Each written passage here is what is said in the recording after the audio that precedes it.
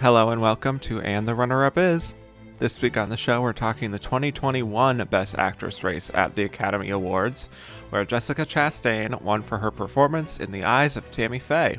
But why did she beat fellow nominees Olivia Colman, Penélope Cruz, Nicole Kidman, and Kristen Stewart? We'll explore all this and more today on And the Runner-Up Is.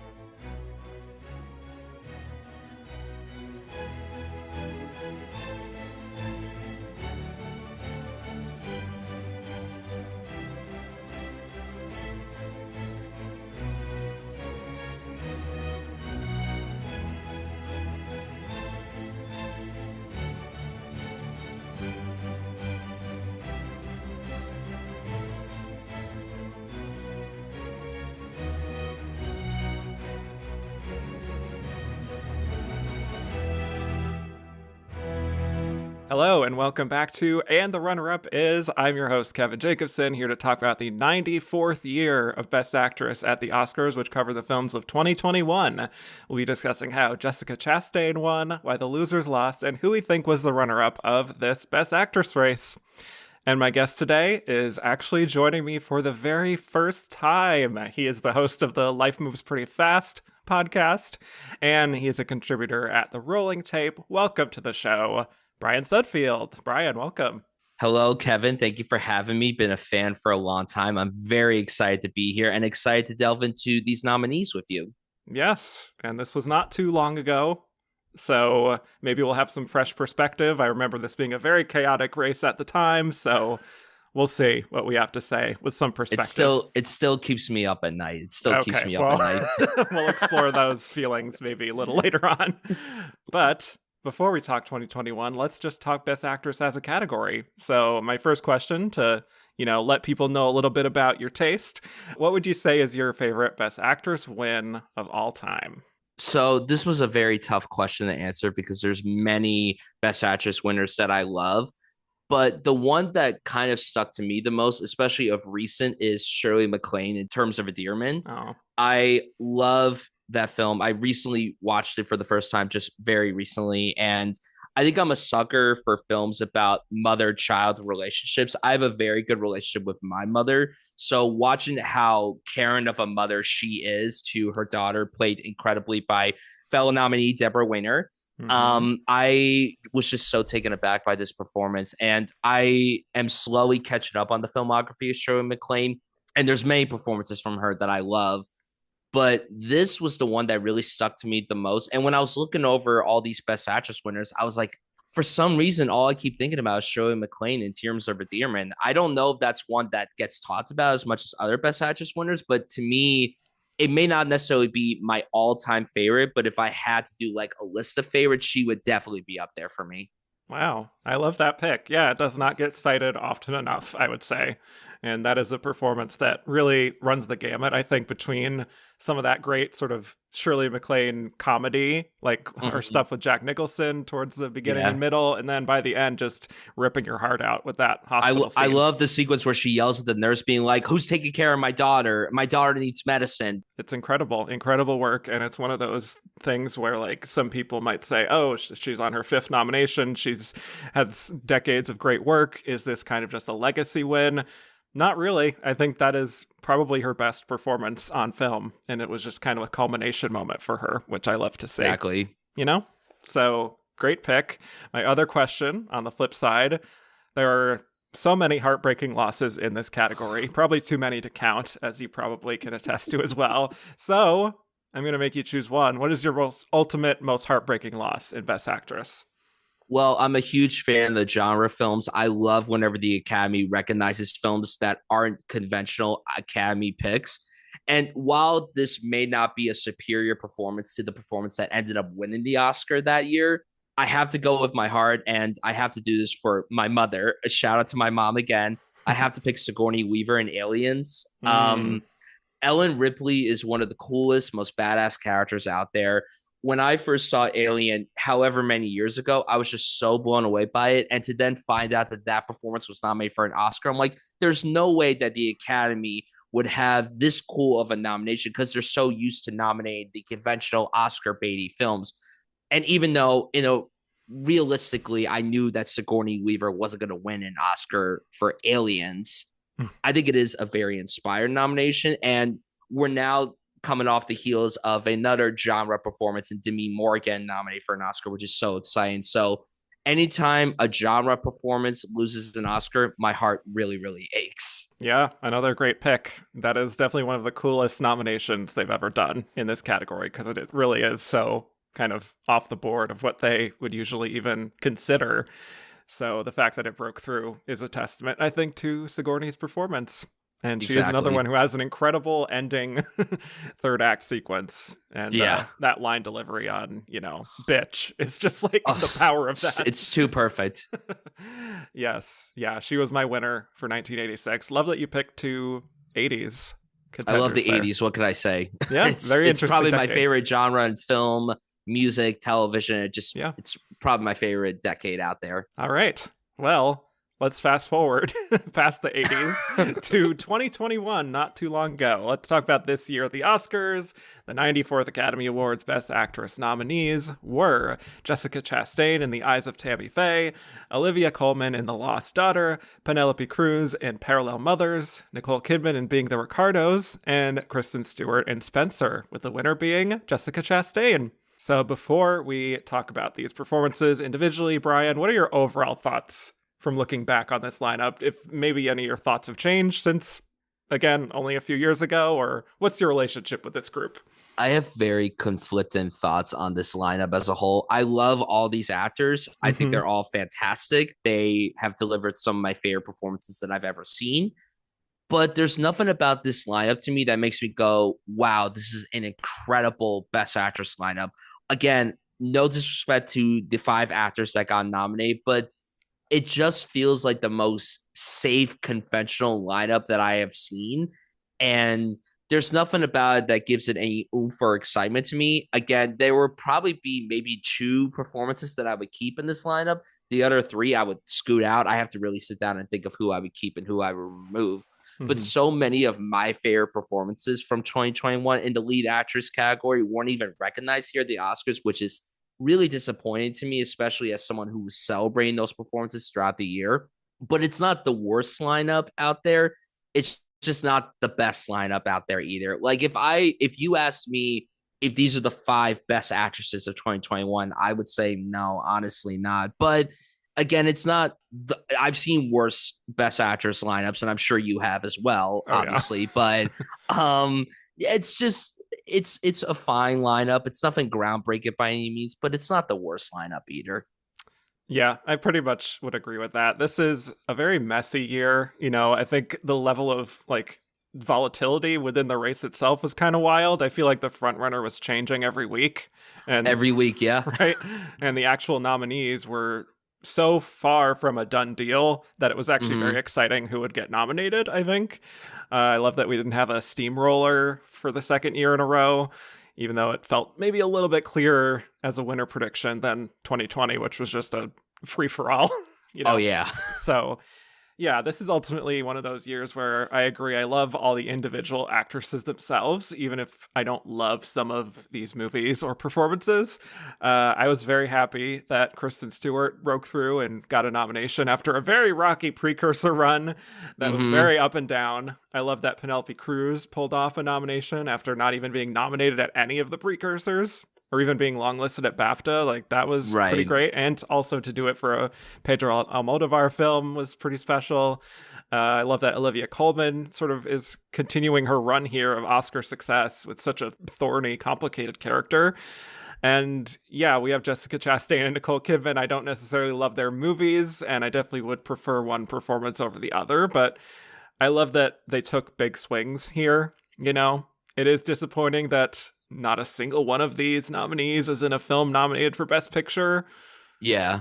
Especially considering it was a field of 10 in Best Picture, Yeah, that was one of the biggest surprises when I was reflecting on this lineup and everything. I was really surprised to be like, oh, wait, none of these films were nominated for Best Picture. Because most of the time, there may be one Best Actress nominee that isn't nominated for Best Picture. But look at this year's Best Actress lineup. All the nominees are in Best Picture nominees. So it's It's like every once in a while you'll get all 5 Best Picture nominees and everything, but it's a very strange year. I mean, Yeah. like similar to 2020, this was still a very strange year. Not as strange as 2020, Hmm. obviously, because we were coming off the pandemic. We were slowly making our way back to the theater and everything, but it still just felt very off. That Yeah. entire season felt off, considering the fact that like now we're finally getting back to like somewhat normalcy of the Right. Oscars. Although, do you remember how like the setting in the theater was like the Yeah. setup? It was like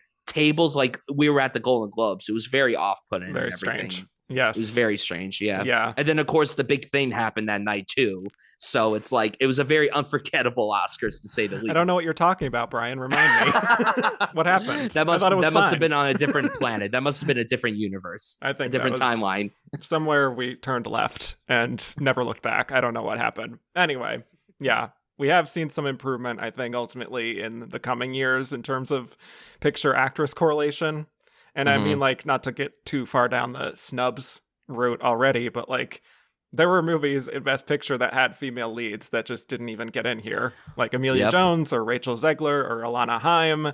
So it's just a weird sort of disconnect happening here. Yeah, So totally. anyway, I think this will be fun and messy, but hopefully enjoyable. I'm all for the fun and messiness. I'm all Yes. for it. Yes, as long as it's not too toxic. I think, yeah, we'll have fun with it. All right.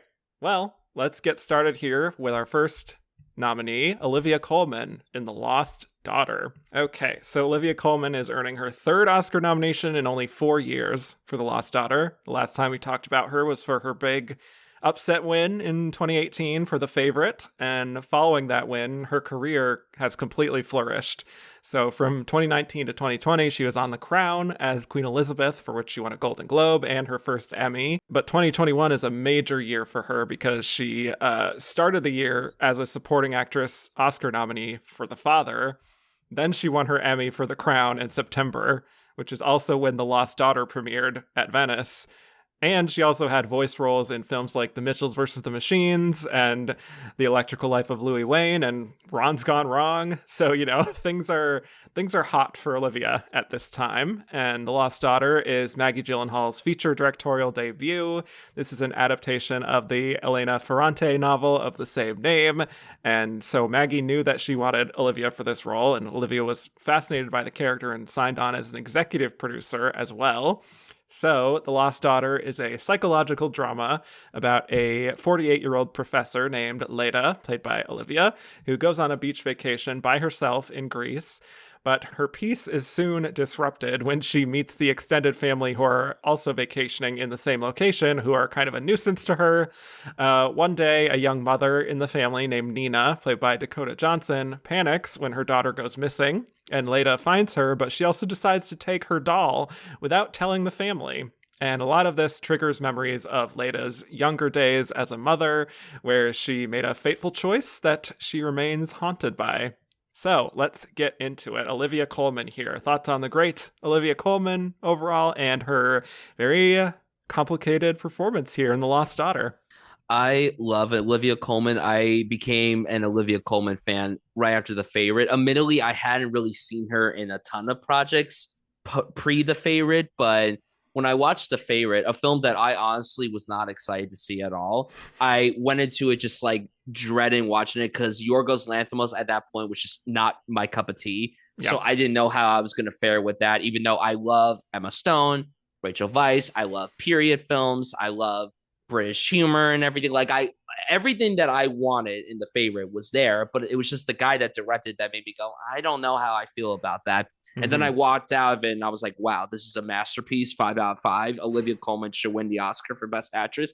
And Mm-hmm. I didn't think that she could pull it off. And I was really happy that she did. To me, that's one of my favorite Best Actress wins of the last 20 years, especially because it came out of nowhere and everything. And then following that, obviously, like you said, she got nominated for The Father, which I also loved her in that. And then to follow that up with this film, I really like The Lost Daughter. I think it's a great directorial debut for Maggie Gyllenhaal.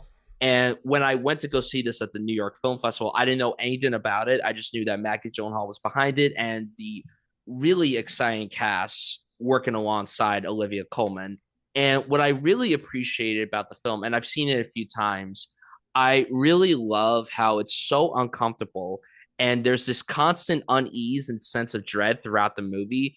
And Olivia Colman's performance is so beautiful because even though her character was somewhat unlikable, I always was compelled to understand her, even when she did the most wrong things possible. Like, especially later on in the movie when she like took the girl's doll, when she did all these other things and everything. I was just really blown away by each new revelation that expanded my understanding of the character. And even though I was judging her constantly throughout the film, I also felt a lot for her. I was really taken aback by how I saw this incredibly broken character, but she was also someone that I just couldn't like at all. Like I sympathized with her, but I was also against her. And those kinds of protagonists, I am a sucker for if handled right. And when you have an actor like Olivia Colman bringing this character to life, you're going to get really wonderful stuff out of this performance. And I don't know, like every time I watch the film, I just pick up on things that I didn't notice the first time. And there's all these layers sprinkled throughout the movie. I love that it's not just shoving it in your face. Like you have to kind of pick apart the pieces yourself. It's like a weird puzzle. You Mm-hmm. find one thing, then you put this together, and you're like, oh, interesting. And yeah, I think it's a really impressive performance from her. And just to see all the range from her in this performance was really wonderful as well. Because there's moments where you love seeing this character, but then there's other moments where you just want her to get off screen because of the things that she's doing. You're like, you are such a scumbag. I hate you. But then there's like the sequence in the theater where she says, I'll cut off your dicks to the kids that are talking during the movie. And you're like, yeah, fuck Yeah. yeah. Yes. It's a really incredible performance. And I brought up before of how I would only keep maybe 2 or 3 nominations in this lineup. And she's definitely one of the actors that I would keep. Like if I did a personal best actress lineup for that year, she would stay in there. Mm-hmm. And yeah, I just think it was a wonderful match made in heaven. And it was just also shocking to see how great Maggie Gyllenhaal was behind the camera too. I always get worried whenever an actor steps behind the camera because I'm like, I don't know how they're gonna do this, but you could tell just from this first film alone, she has a great eye for storytelling and through the dialogue as well and how she adapts the story was also really impressive. So big fan of the Olivia Colman performance, big fan of the film that she got nominated for. And yeah, I'm a sucker for unlikable protagonists. And this was an unlikable protagonist that I enjoyed watching on screen. Well said. Yeah. I also love this performance. I think Olivia Colman has rarely been better, I would say, and rarely has her range as an actress been on display better than in this movie, I think. And it is a movie that I feel like I totally get why some people aren't on its wavelength or Absolutely. find that there's maybe something missing that they can't really get into. I really connected with it. I like that it doesn't shy away from a very thorny topic about motherhood and how it's Mhm. tackling these very real sort of social taboos. And I also just think, to your point, that Maggie's direction is so sharp and makes this story that could have been kind of dry and, not all that engaging into a real sort of almost like psychological thriller at times, you know?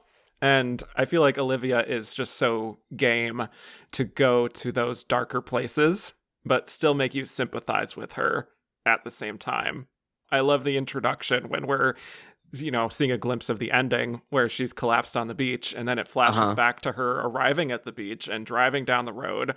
The wind is in her hair, kind of just enjoying the open air, because I feel like it really is introducing the idea of the film, which is how much she values her freedom and not having to answer to anyone or be responsible in a way that doesn't suit her and her only. And just her body language is so free and open and just like so happy that she doesn't have to like be around other people. Even these little details, like when she's waking up and just stretching, or she's having an ice cream on the beach and just kind of lounging, it's like, Mhm. I'm going to enjoy this while I still can. And it's like, this is truly her at her happiest. Yeah, and then you get those other moments too where she expressed that happiness of being free, like the sequence where she's dancing to the Bon Jovi song with Ed Harris. Yes. Like, that's a Incredible. great scene. And it's just so amazing to see that even though at this point in the movie, we get enough of who she is from her backstory, which I love that element. Again, I went into this film knowing nothing about it. So Yeah. for us to jump back and forth from past to present, and I mean, they picked a perfect person to play her younger counterpart in Jessie Yes. Buckley. I thought that was Yes. a wonderful performance. I was very happy when she got nominated that morning. That was one of my favorite nominations that morning. And yeah, it's just an incredible character study. And it's also a terrifying movie when you think about it. Like, you're on the edge of your seat because you don't know what's going to happen.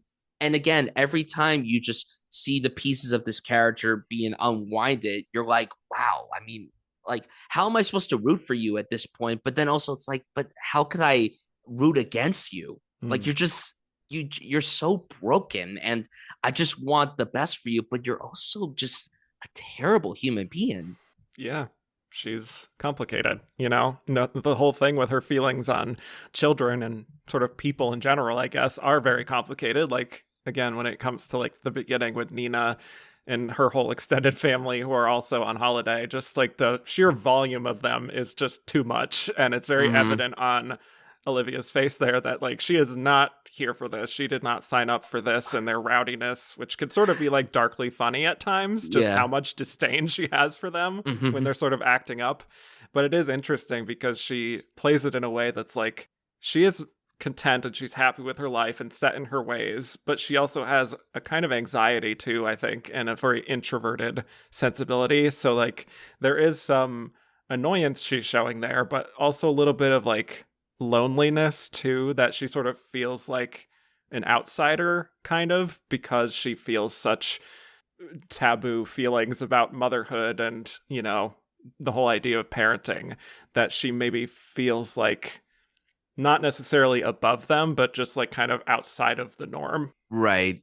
The film does not center on people who have made good choices, but Right. what it does incredibly well is that it examines the broken pieces that remain inside a person once bad decisions have played their course. And Yeah. you brought up that beach sequence, which I love that. I'm like, could the lady just have her relaxation and she has to deal with this whole mirage of these people that are from, like, where are they from? They're from like Long Island or something. Yes. Oh Yes, my they are. God. I would Yep. be annoyed too. As someone who lives in New Hmm. Jersey and it doesn't tolerate New Yorkers, sorry to the New Yorkers who are listening to this, but I felt her in that moment. I'm like, wow, she's Yep. just like me for real. Yes. Right. At least in that respect, you're like, I feel seen. Yeah, Yeah. this time I feel seen. The other things you do, not so much. Right. Yeah. And I think she also really lands a lot of the sort of key lines in the script too. Like, again, when this woman in the family has a conversation with her about children, and she's kind of suggesting this thing about how, oh, Leda, you must sort of miss your daughters while you're on vacation. And Leda kind of just like gives her a look that's like, not exactly. But she doesn't really say anything. But then she tells the woman, who's also pregnant, by the way, that children are a crushing responsibility. And just the way she sort of takes that pause in between that, I think that just makes the line that could have felt a little rehearsed maybe feel very spontaneous. And it's such a poetic way to sort of sum up her perspective on motherhood that it can be great. And maybe she does love her kids, of course, but more often than not, it is truly crushing to her spirit and her dreams, and that it's not for everyone, you know? Yeah, and she brought up later on in the movie, she's like, I'm an unnatural mother. That's another And a one. line like that was just so compelling to hear her say, because throughout the entirety of the movie, like, before we jump into the flashbacks, we just hear a little bit about her past life and everything. But then once we see the glimpses, we're like, okay, maybe we can understand her perspective on why she obviously loved her children, but she loved also being away from her children. She Hmm. said at one point that she was away from her children for a long time. I don't remember the exact time frame. 3 years. 3 years, and Yeah. it was to Dakota Johnson's character, right? She was talking Yep. to her, right? And Hmm. she was like, "Did you miss them at all?" And she was like, "No," or something. Like, not I think really, she just or said something to the effect of she missed them, and the only thing like that compelled her is her own feelings that she missed them. Not that she right, has to come back and just be a mother. It's just that she right. missed them. So she kind of is centering her own feelings still, you know, that sort of thing. It's such a multi-layered performance, and Yeah. like someone like Olivia Colman could easily pull that off. So it's like Yeah. you watch this, and it's hard. I do this every so often. I watch a film and I try to go, what other actor would be good in this role? This was one of those times where I'm like, Olivia Colman is like the perfect person to play this Yeah. role. Like she Absolutely. delivers the lines perfectly, and there are some bits of comedy throughout the movie, not that much, but when there are, Olivia Colman, who is great at comedy, as she showed in The Favorite and other Right. films as well. She's done a lot of British comedies and everything, but I really like how, again, she could say these lines that may not necessarily stick the landing, but it's because of how Olivia Colman delivers them, where it's like, well, this shouldn't work, but it works because of Olivia Colman's sheer Yeah. magic as a performer. Right. Yeah. And I also wanted to pinpoint the scene at the store where that woman asks her, like, what her kids were like when they were little, which is really fascinating to see her kind of like processing that time in her life, which was so difficult and she probably considers traumatic, because she just shuts down and says she can't even remember, which like the woman is kind of confused about, like, how do you forget what your kids were like and how do you forget that time in your life? But it really is so hard for her to even talk about coherently without getting kind of upset. And she Yeah. also is just so annoyed with this woman and her very like, nosy kind of pushing into her business.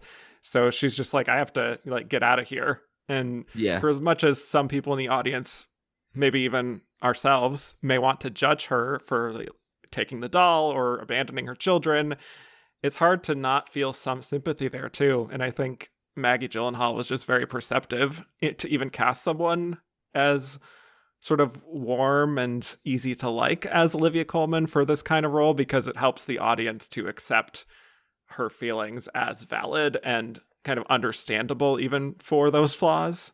And I think, she even said herself, Maggie, that it was important for her that Leda be presented as someone who is still sane and like in her right mind, because that way the audience doesn't feel distanced in a way that's like, oh, she's just crazy or like she's a bad person and just dismissive, Exactly. which is Yeah. very perceptive. Right. And when I saw this at the film festival, I remember after the movie ended, I was just hearing rumblings from fellow audience members being like, wow, this was so hard to enjoy because this protagonist was so unlikable. And the woman next to her was like, well, that's kind of the point of the character. She's Right. meant to be unlikable, but you're also supposed to sympathize with her somewhat because you understand that while what she has done throughout her whole life may not have been the ideal situation, she's human just like the rest of us. And while Mm-hmm. her actions weren't the best, I mean, like she left her family, she cheated on her husband, she did all these things and everything. But again, it just shows that we all have problems, we're all flawed. And again, while the flaws of this character are a little hard to stomach, you still somewhat sympathize with what Leda is going through throughout the entirety of the film, especially when you get those flashbacks. Because Yeah. I always do wonder, I'm like, if we were just told about these and didn't get the flashbacks, the movie would be very different. And Mm-hmm. I do love the whole approach of jumping back and forth. I mean, how do you feel about that approach? Like, would you have I like it. preferred if it was told linear, or do you like the whole non-linear storytelling to it? I just think it works because she is someone who is constantly kind of ruminating, I think, on her own life. So I think the fact that we are actually shown those things, it could work, it could not work, depending on the approach that certain films would take with this. But I feel like it works here just in being able to really just visualize exactly what it is that she is, why she is the way that she is, I suppose you could say. Exactly. Yeah. And I Exactly. do think Jessie Buckley almost perfectly nails like the Olivia Colman accent and the sensibilities and the mannerisms in a way that's almost Yeah. terrifying. Like It's truly it's like very mimics her. it's very impressive what she was Yes. able to pull off. Yeah. I mean, she's an actor that has always crushed it for me as well. Like anytime Yes. I see her in anything, she always knocks it out of the park, even if the material that she's given is not very strong. But Mhm. this time it was like, yeah, they really gave her an opportunity to showcase why she's that good of an actor. Yeah. And again, for her to just come out of nowhere with that nomination was so exciting. Yeah, absolutely. Speaking of other supporting performances here, I think Dakota Johnson is really good here too. I just wanted to note that. 100%. She's Yeah, not she's. the most consistent actress, perhaps, but like here she is perfectly What are you utilized. talking about? Madame Web is a great movie. It is a movie. Yes, it is a piece of entertainment. Yes. But no, I think she's really perfectly deployed here.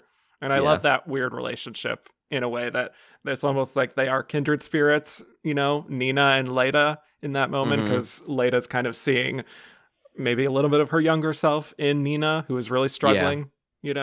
Struggling, young mom, the whole shebang. She definitely sees parts of herself in that character and everything. Yeah. And just to speak to one other great line reading, that moment when she is talking with Nina and is, asking what it felt like to be without them. And Leda admits it felt amazing. It's kind of just this almost exhaling moment for her because she probably never actually told anyone this, to be honest. And Yeah. the way she says it too, it's sort of like, I hate to admit this because this is not what a mother should say, but it did Right. feel amazing to finally have some peace and quiet and be able to carry out her own affairs, literally, and, not have that crushing responsibility of her kids weighing her down. And they used that clip on the Oscars too, for good reason. She is just that good at that particular line. 100%. Yeah. So I think this is a great nomination. I'm so happy she got nominated for a very complicated character. We know how the Academy struggles with complicated, quote unquote, unlikable women in Best Actress. We are just coming off that conversation with the fact that Marianne Jean-Baptiste did not get nominated for Hard Truths this year. I think this is a good thing when we have performances and characters like this in this category. Absolutely. Yeah. Anything else before we move on to our next nominee? I really just love that movie theater scene so much. Yes. It really is just great. I just like, yeah, that growing anger. oh my God. I'm just, that was it's rare to see yourself seen so much on screen like that, Like when I watched it when it dropped on Netflix, when it came out, I was watching, I'm like, now I understand why my parents never go to the movies. I don't blame them at all. Like, yeah, maybe I should start just watching movies from the comfort of my own home instead of sitting in the theater and dealing with these hooligans. Yes. I know. I'm always trying to avoid them. I know I don't like to go to movies late at night for that reason, because that's when they tend to come out. Absolutely. Anyway, let's move on to our next nominee, Penélope Cruz in Parallel Mothers. Okay, so Penelope is getting her 4th Oscar nomination here for Parallel Mothers, her 2nd in lead. Last talked about her way back in 2006 for her nomination for Voltaire. And in between, she has had a thriving career. Just 2 years after Voltaire, she had a big scene-stealing role in Vicky Cristina Barcelona, for which she won the Oscar for Best Supporting Actress.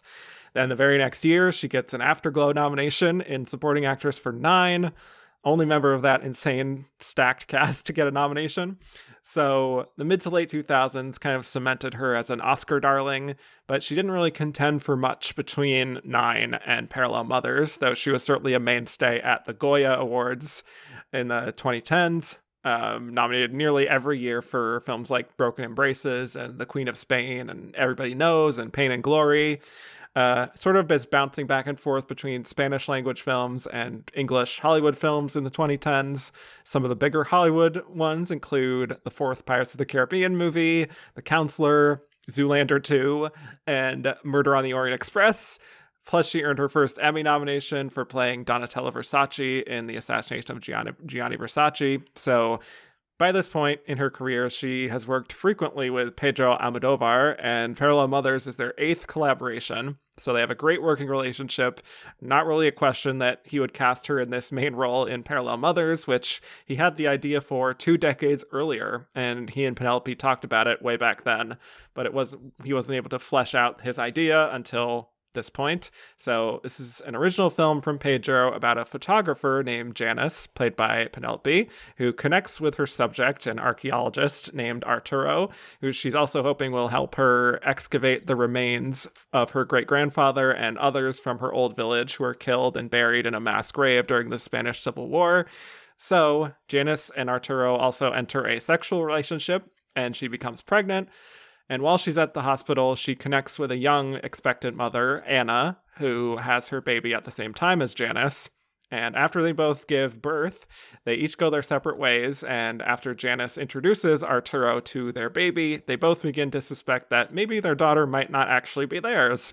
So she does a test and comes to realize that her and Anna's babies were switched at birth.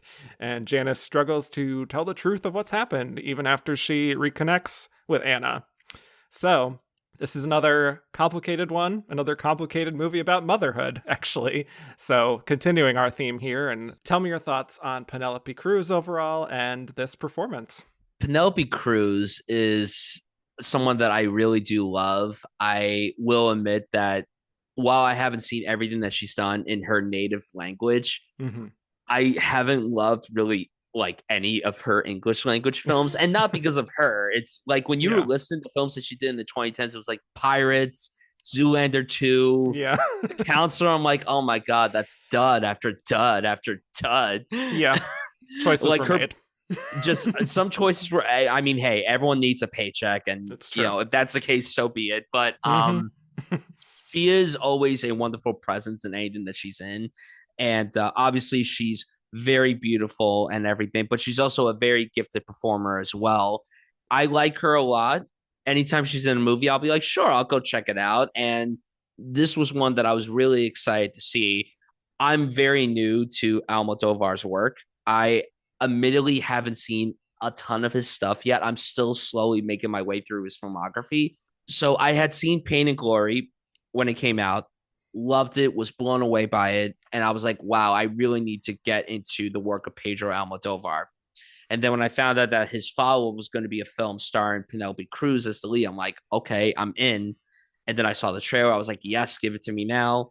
And this was another one to where from the trailer, I was expecting one thing. I was like, oh, it's just a movie about two moms, one younger, one older, and coming to terms with everything that's happening. But what I really was taken aback by with this film was that it was also a film that dealt with past and, you know, family history. I was not anticipating that at all. And I was reading a bunch of reviews throughout the last week while prepping for this pod where people were like, I wish that it had balanced out those tones very well, where it was this drama focused on these two mothers, but then you had Penelope Cruz's character dealing with generational history and memory and family and what have you. Some people thought the balance was inconsistent. I personally disagree. I was invested in both sides of the story. I personally might have preferred the family history part more so than the motherhood part. I'm a huge history nut. I love history, whether it's past history or current history, and just the fact that it's this woman who wants to discover history about her father, he passed away during the Spanish Civil War and everything. I really want to immerse myself into more stories like that. But overall, it is a very great nomination. I think she is really excellent here, and she is an absolute treasure. And the fact that she's able to combine this charisma, but then also some sinisterism throughout her, because there's a lot of questionable things that she does. Obviously, again, another questionable mother doing all these terrible things, being like, oh, this kid that I grabbed from the hospital that I thought was mine isn't mine. Am I going to tell anyone? No, I'm just going to keep the child for myself and just take care of it as if it were my own. But I also just love the approach of how one mother lingers on the past and then the other asks to maintain only her present. One raises a child, nurturing from birth through the hands of others as she sleeps, and then the other watches as the child takes her by nature while she is there only as a caretaker for those that she can have. I mean, Cruz is really wonderful in this. And as I was watching this, even though I haven't seen everything that Almodovar has made, you could just tell from this movie, if this was your first Almodovar film, that dynamic that they have, director and actor, that dynamic is just so incredible. And it's one of the great relationships between an actor and the filmmaker. She just is so effortless in this film, and she's so comfortable getting into the skin of this character with such a dilemma that never makes her a villain. It's kind of similar to Olivia Colman, to where you sympathize with her, but you know that she's done terrible things. Now, the things that Penelope Cruz has done in this movie maybe to some people isn't as terrible as what Olivia Colman did in The Lost Daughter, but I really love this performance. And again, like you said before, she was not nominated literally anywhere. And then this nomination came out of left field. And I remember people were predicting her to get nominated. And I'm like, why would people be predicting her? She hasn't gotten anywhere. But hey, I appreciate the swing. I appreciate that. And I was really happy that morning when her name was said after Olivia Colman. I'm like, oh, this is a great nomination, because even though there are elements of Parallel Mothers that didn't stick the landing for me, the highlight of the film was that incredible leading performance from Penelope Cruz. So this is another wonderful nomination, a surprising nomination, and one that was absolutely deserved. Yes, definitely. I was so thrilled when this nomination happened, especially because I feel like it easily could have been overlooked. Like, it's not a biopic performance. It's not overtly showy in a way that the Academy typically likes. Plus, it's a non-English language film, so like the cards were kind of stacked against her. Plus, like we're saying, she didn't get any major precursors. She did well with the critics, but it kind of ended there. So there was no indication really that the industry was really watching this or, willing to nominate her. But I think it does help that she is such a known figure by this point. She is an Oscar winner, and Almodovar is so well respected as an auteur that voters did just kind of feel compelled to check out the film. And yeah, I'm glad they did. This is another great complex look at motherhood and the idea of making choices that make sense at the time, but could be read as selfish to an outside observer. A lot of overlap between this and The Lost Daughter. And I think Penelope is fantastic here. She is so in her element when she's working with Pedro, and I can tell that she just loves digging into these kinds of women who have flaws but also are strong at the same time. And it's like she's playing someone who has had career success as a photographer, but maybe is starting to feel those pains of wanting to be a mother and have a family, and doing so at an older age even, and that makes her protective of that when she does ultimately give birth. And it is interesting also how unshowy the performance is at the start of the film, and she's kind of playing someone who seems very comfortable in her life, may not see herself even as privileged necessarily. But it's interesting when she talks with Anna about their pregnancies and how neither of them were accidents, or that both of them were accidents ultimately, and that Janice doesn't really think to ask Anna about her situation beyond saying, oh, she should be happy and, happy that this happened. And she is kind of assuring that Anna, she'll get there, she'll be happy eventually. But like Anna is clearly not happy, and we'll learn more about why later, which is that she was gang raped, and that's how this happened. But I do love how Penelope kind of plays her with this sort of easy breezy attitude, very even keeled, and it's not overtly showy until we get to that twist like 40 minutes in. But I think she just lays the foundation well of someone who seems very content and sure of herself, and probably thinks of herself as a regular sort of kind and considerate person. But when she is thrust into this situation, she definitely is showing some selfish behavior and is very flawed in her own way, even if she can't really like do the work to actually realize that. No, absolutely. And just to see the progression of this character, to how when we were introduced to her at the beginning of the movie, her being the photographer and working with this forensic archaeologist, being like, oh, if his foundation will help get this mass grave in her home village and everything. And then just to see how it was an accidental pregnancy, like you said, both of these were unintentional pregnancies, and one of them was better than the other one. And I just love how we get these two different sides with these two different characters, of how we deal with one who's much more older, obviously never had a child, but she's more experienced in life. And then the other one is just a teenager. And just to see that dynamic between the two of them, the older and younger dynamic, is so fascinating. And as the twists and turns come together in this film, because I was, again, newbie to Almodovar, so I didn't realize that he has this tendency of doing a bit of like melodramatic Yeah. suspense in his films and everything. Telenovela kind of thing. Yeah, the novella and everything. I'm like, oh, maybe this isn't for me because novellas not my cup of tea. But every once in a while, I'll enjoy watching them and everything and be like, wow, this is kind of a good time. And here I was really invested in it because I really was liking these characters and finding out more about them, especially because, like I said, I love the side story of how she is trying to learn more about her family roots and how they were killed and buried during the Spanish Civil War. But then for her to get this kid, but then have the suspicion feeling that, oh, this kid may not even be mine, and then take the DNA test, and then it comes back, well, they weren't mine. I'm gonna keep the baby to myself and not tell a single person.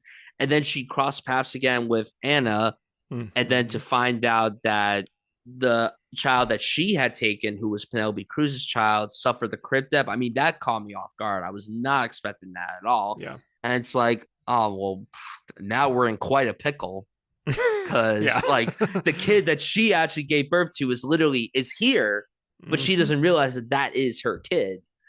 Yeah.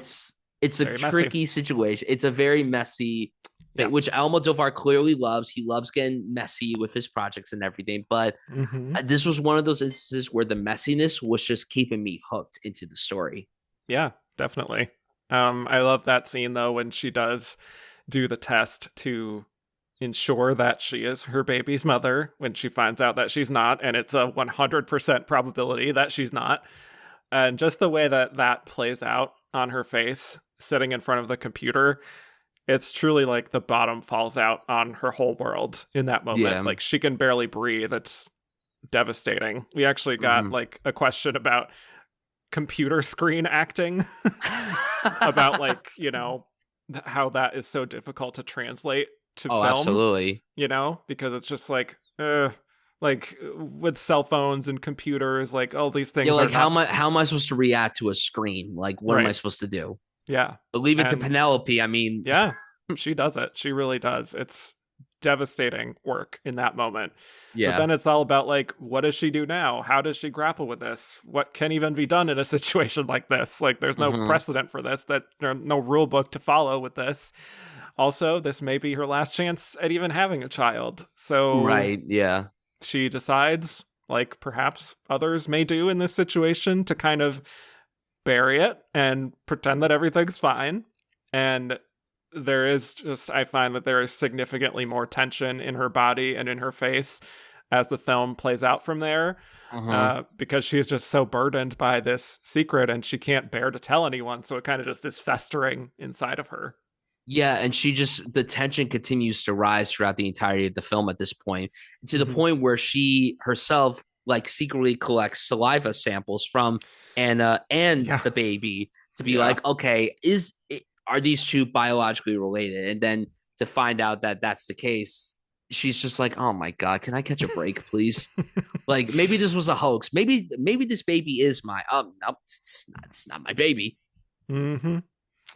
Yeah. And well, it's interesting though, because I feel like she plays it in a way that's sort of like she kind of knows deep down, or maybe she fears deep down that is the case. But she's also kind of trying to proceed like, you know, we're just taking this one day at a time. You know, we're going to hope for the best. But also, I feel like she does kind of communicate. Maybe I'm just reading too much into it or giving her the benefit of the doubt, but just that there is this kind of like gut feeling within her that's sort of like, not my kid. That was my kid. My kid has died. Yeah. I had a feeling about this, you know, just like that. Again, that's all in her face that she's doing that. She's not vocalizing any of that, but it still works. I still get all of those emotions from her. And that is a testament to Penelope, I think. Absolutely. And then it's so interesting to see how these two get so close with one another. And then it ends up becoming a much closer relationship than anyone anticipated. So like, for you, how did you feel when this relationship just became like a very casual friendship into a sexual relationship? How did you feel about that shift and everything? Yes, I was going to mention that as well. I feel like that is where it gets a little too telenovela soapy for me, like a little bit of a hat on a hat. Right. But it certainly does, you know, certainly complicates things even further that they do grow closer. And I feel like for as twisted and kind of as thorny as this may sound, like, I wonder if part of the attraction with Janice to Anna as a friend and also as a romantic partner is that it sort of is just bringing her closer in some way to her daughter, and also maybe even, get to a place of like, hey, maybe we can all live together permanently, and in that way having it both ways to like still she is raising her daughter, even though she's not telling Anna that it's actually her daughter, not actually her daughter, you know what I mean? But, and not feeling guilty either of sort of depriving Anna from her true baby. So again, Right. it's just like so tangled up and thorny. But that particular twist is not necessarily my favorite. So I'm still like kind of conflicted on how I feel about that whole twist as a whole. Cause like I love when things get very juicy and soap opera of like, course, but yeah, I don't know. It just felt very like at this point, like we're very deep into the movie, but I was yeah, just like, this felt like it came out of nowhere a little partially. forced, perhaps. I was Yeah, like, oh, this is where we're going. Okay, fine, right. whatever. But then it is interesting how then Arturo, the baby's Yes. father, comes back into the picture and he and Janice go out and celebrate of the fact that the foundation has approved the Yep. evacuation of the mass grave and everything, Mm-hmm. that his wife has recovered from cancer and now they're separating and everything.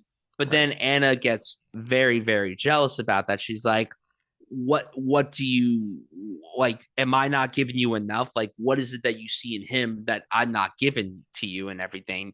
Because Janice at first seems to be all for the idea of this relationship, but then she just wants to distance herself from Anna and just look at her as like, a live-in maid instead of just Right. more than that. But Mm-hmm.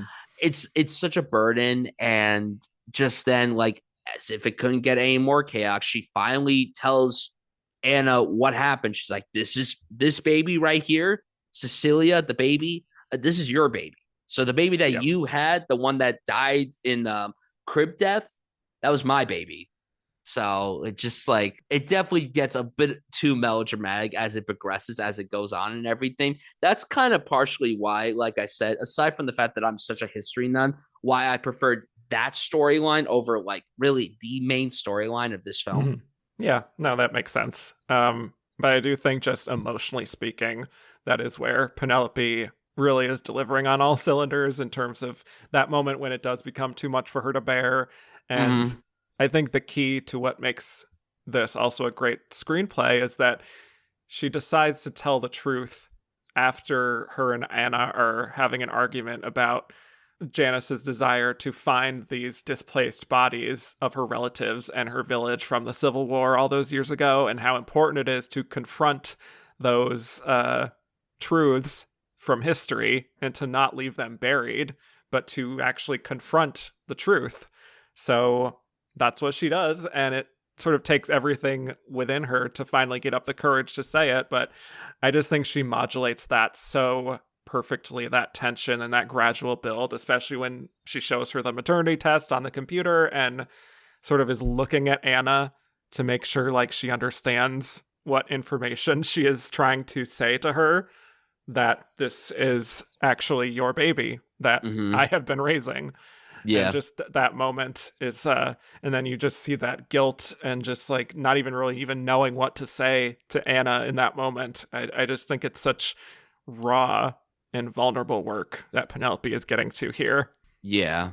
And it's interesting too, because obviously you understand where Anna is coming from in that moment by her taking the baby and Yeah. leaving with the baby. And of course, Janice is like, please don't take my baby, even though it's not my baby. It's like, Yeah. well, you may have raised her, but she's not your child. Like, she's technically not yours and everything. You took Right. someone else's baby. And obviously, she didn't know that initially, but she had all this time to bring the baby back. Because in the Right. back of my head, I was thinking, I'm like, what would have happened if she did give the baby back early on? Would the baby that she gave birth to, would that baby have died, or would that baby have still been alive? Because I was thinking Hmm. about that too Yeah. as I was looking back on this movie. Like, who knows what could have happened at that Yeah. rate? Right. Well, it is actually, I completely forgot about this until this rewatch, but it is kind of foreshadowed, which I forgot about, which is that when they're both in the hospital at the beginning, Janice's baby does have a lot of complications with like breathing and stuff when after Uh-huh. she gives birth. And Right. so I sort of feel like maybe her baby would have died no matter what, and that there isn't really anything she Yeah. could have done no matter who was raising her, you know. Right. So yeah, it's kind of dark ultimately, but Very dark. the part where she does actually say goodbye to her quote unquote daughter and she Mm-hmm. goes to cry and like vomit, like I can't even imagine how taxing that was for Penelope to go to such depths there. And like she is a mother herself, Penelope, so like Exactly. that must have been just really Yeah. Yeah, you'd be curious uncomfortable. to see an actor who isn't even a mom play a role like that. I always wonder Yeah, that. Like, yeah, I think about like actors who aren't even parents in real life, and I'm like, how are they going to pull off the feeling of acting like a parent? Because sometimes they've done great jobs with it and everything, but other times you could just tell you're like, they're not a parent in real life, so they're not going to be able to bring that to their yeah, performances and everything. But she, I mean, like, and she's one of those actors, and I have this thing, and I don't know if you're similar to this. There are occasionally actors that whenever they cry on screen, it's very easy to cry with them. yes. She's honestly one of those actors for me to where anytime she cries, even if the movie is so god awful, like The Counselor, that movie is terrible. It's so bad. But there is a sequence where she is crying her eyes out, and I couldn't help but cry for her, even though I'm like, this movie sucks. Why am I crying for you? Like it makes no sense. That is how I felt watching Ferrari as well with her. You know what? Same, literally same. Right? I was like, oh, she's really going for it here in a way that I'm just She like, might have I been the love. best part of that movie. Low She key, was she might have been the best absolutely part. the best part. No question for me. No question. Where was Yep. her nomination? Yeah, SAG knew, but the Oscars SAG knew. didn't do it. Anyway, yeah, from there, you know, it does go back to, it isn't actually interesting. I wanted to mention how it is kind of just like abruptly sort of forgiven in the morning after when Anna Yeah. is kind of I just was like, like, oh, like if I were a parent and my child was raised by someone else and I didn't know until however long down the road, I wouldn't right, forgive them at all. But right, she's like, I hate you, blah blah blah. Next morning, oh, I forgive you. I'm so yeah, sorry. right. What? And Like she even what? is, she's even like, hey, you can, you know, still visit all the time and everything. And Janice is like, I think I should give some distance for like a few days to like decompress from all this, which Mm, is fair. yeah. But yeah, then we kind of are swerving back into the excavation storyline at the end, which does allow Penelope to go back to a more even keel, relaxed emotional state, sort Mm-hmm. of, after going through the Yeah. ringer with all this. But Mm-hmm. I do think she still has a few good knockout moments there, like when she's talking with Anna about, you know, her family and how some of them were taken by the fascists and how her great grandfather or her father, I don't know who it was, but they spent the whole night digging their own grave and you know, staying with his family out of pride and dignity rather than running away, and how Right. his strength really moves her. And I think just those final few scenes with them digging up the graves and, you know, sweeping them away to see the details of the remains, and then the images of the characters themselves Mm-hmm. lying in the grave is Yep. such a whopper of an ending. Like this is one where it It really leaves is. an impact, you It know? does. It's such a great ending. And again, as someone who anticipated just being a very like telenova soap opera type of movie, this Yeah. whole storyline I just thought was so great that I would have loved more of it throughout the movie. I get it that Yeah, it I wasn't agree. the main crux of the film and everything, but it was a storyline that I was so compelled by that when I didn't think that we were going to really go back to, I'm like, oh, well, that's a real shame. But then it ends with that. And I was really, really impressed with that. But on top of that, too, we learned that, this is many months after everything went down. And Right. Anna arrives with Cecilia. And then Janice says that she is 3 months pregnant. And then she's Yep. asked, what will she name the baby? And she says, Anna, if it's a girl, and Antonio, if it's a boy, after her great grandfather. Mm-hmm. Yeah. Yeah. I like it. I think it's a beautiful, complicated ending. He always is so good at those kinds of endings. I felt the same way about Pain and Glory too.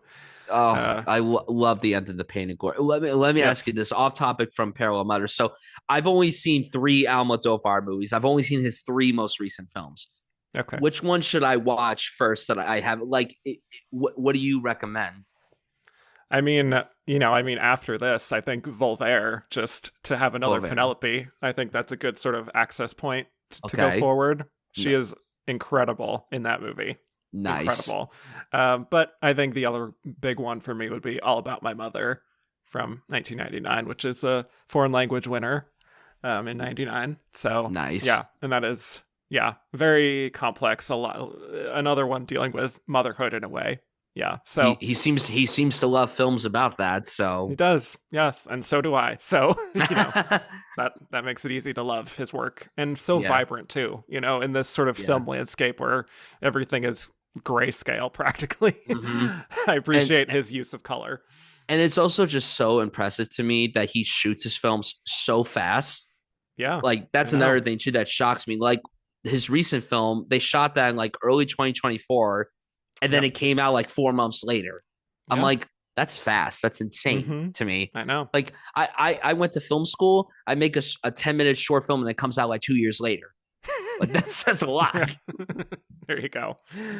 Yeah, I don't know. He's got it down pat. He's been working since the 80s. So Yeah. yeah. Okay. Well, shall we get to our next nominee? Let's not. Well, we have to. Maybe we won't spend too much time on it. We'll see. Uh, all right. Nicole Kidman in Being the Ricardos. Okay, so Nicole Kidman gets her 5th Oscar nomination here. We last talked about her for her 3rd nomination for Rabbit Hole in 2010. There was so much to discuss with Nicole in the 2010s that I can't possibly talk about everything she did. Lord knows she is one of the hardest working people in the industry and remains to this day that way. But she worked with numerous auteur directors, as she likes to do, such as Lee Daniels for The Paperboy, Park Chan-wook for Stoker, Yorgos Lanthimos for The Killing of a Sacred Deer, Sofia Coppola for The Beguiled, Karen Kusama for Destroyer. She is also in the first Paddington movie. She's in the Aquaman franchise. She works in multiple films every single year. And so she got her 4th Oscar nomination, first in supporting for Lion in 2016. And then in 2017, she enters a whole new era as a sort of prestige TV actress, starring in and producing Big Little Lies, for which she sweeps award season, including the Emmy. And from there, she does the 2nd season of Top of the Lake. She's in The Undoing. She's in Nine Perfect Strangers. Plus, she's in films that either had Oscar buzz or maybe got a few nominations, but she wasn't necessarily part of that haul, such as Bombshell, or like Boy Erased, or The Goldfinch, or The Prom. So suffice to say, Nicole is really engaged in her work at that time, and she decides to take on this huge challenge of playing comedy legend Lucille Ball in Being the Ricardos. This is written and directed by Aaron Sorkin, and this was originally going to star Cate Blanchett as Lucille, but she had creative differences and left the project. Probably a good idea. But ultimately, Nicole did replace her. This is a biopic about Lucille Ball and Desi Arnaz, played by Nicole and Javier Bardem, detailing their marriage, how they met, how they created I Love Lucy together in the 50s and turned it into a massive success. But it's mostly set over the course of one hectic week on the set of I Love Lucy, where Lucille has been accused of being a communist due to an incident in her past. Plus, she finds out she's pregnant, and the writers and producers scramble to figure out a way to work with that and still please the network, who are skittish to even depict Lucy as being pregnant. Plus, Lucille is concerned about rumors of Desi having an affair, and she tries multiple times to confront him about it. Plus, there are other subplots too. A lot is packed into this. So, let us talk Nicole Kidman. Thoughts on the prolific Nicole Kidman overall, and her rather divisive performance here in Being the Ricardos. Well, I do love Nicole Kidman. It's hard to not love Nicole Kidman. She has delivered a lot of incredible performances throughout her entire career. I love that she is someone that has tackled literally every genre. She's done literally everything, which Yep. is incredible. She's only been in the business since the 80s and she's done so much. She's worked with, like you said, some of the greatest filmmakers of all time. And it's so amazing how in the last 10 years, she's done so many projects, whether it's film and television. I mean, I feel like there's a new Nicole Kidman project that comes out like once every month. Like I'm browsing around on social media, then it's like, oh, new Nicole Kidman show coming to Netflix. Oh, new Nicole Kidman movie coming to theaters today. Oh, new Nicole Kidman show coming to Prime. It's like, how much work does she do? Like, yeah, I mean, you brought up all the movies that she's done recently, but like, if you look at the TV stuff, like you brought up Yeah. The Undoing, Nine Perfect Strangers, you have Lioness, the Taylor Sheridan show. You have the Expats, the Lil Wayne show. You have The Perfect Couple, which was also a Netflix show. Yep. And she's currently working on a show called Scarpetta with Jamie Lee Curtis. It's like the Sure. woman doesn't stop. She doesn't Does she ever stop. go home? I Does don't she think she see ever. her husband? Like, Well, I mean, I wouldn't doubt it. He's probably always touring and everything. So it's that's like, true. maybe Yeah. that's the perk of being married to a musician and Fair everything. point. Fair point. But no, all jokes aside, I do love her a lot. I know that there are a lot of people that joke around about her being like, oh, it's tiring because of like the AMC ad and everything. But she is a great actor and she's given a lot of great performances. Now, I know that one of the questions that was posed to us, and we'll talk about it later, is will Nicole Kidman ever get nominated for a great performance again? I don't know. I don't know. to jump ahead on that question, I don't know. Yeah. And this one, unfortunately, this film was actually something that I was really excited to see because I do like Aaron Sorkin as a writer. As a director, at this point, I liked both of the films that he directed, but I can't say that I loved them. I was like, okay, like I could see the vision. It's not entirely sticking the landing for me, but I see it and I respect it. And when it was announced that he was doing this film about Lucille Ball and Desi Arnaz, I was like, okay, I'm interested. I've seen a few episodes of I Love Lucy. My parents loved that show. I grew up watching a lot of reruns of it throughout my life, and I was really excited to see how this film was going to come together. Now, when it was announced that these two actors were playing these roles, I was like, those wouldn't have been my first choice, but hey, they're great actors. Maybe they'll elevate the material that's given to them. Unfortunately, in my opinion, that's not the case.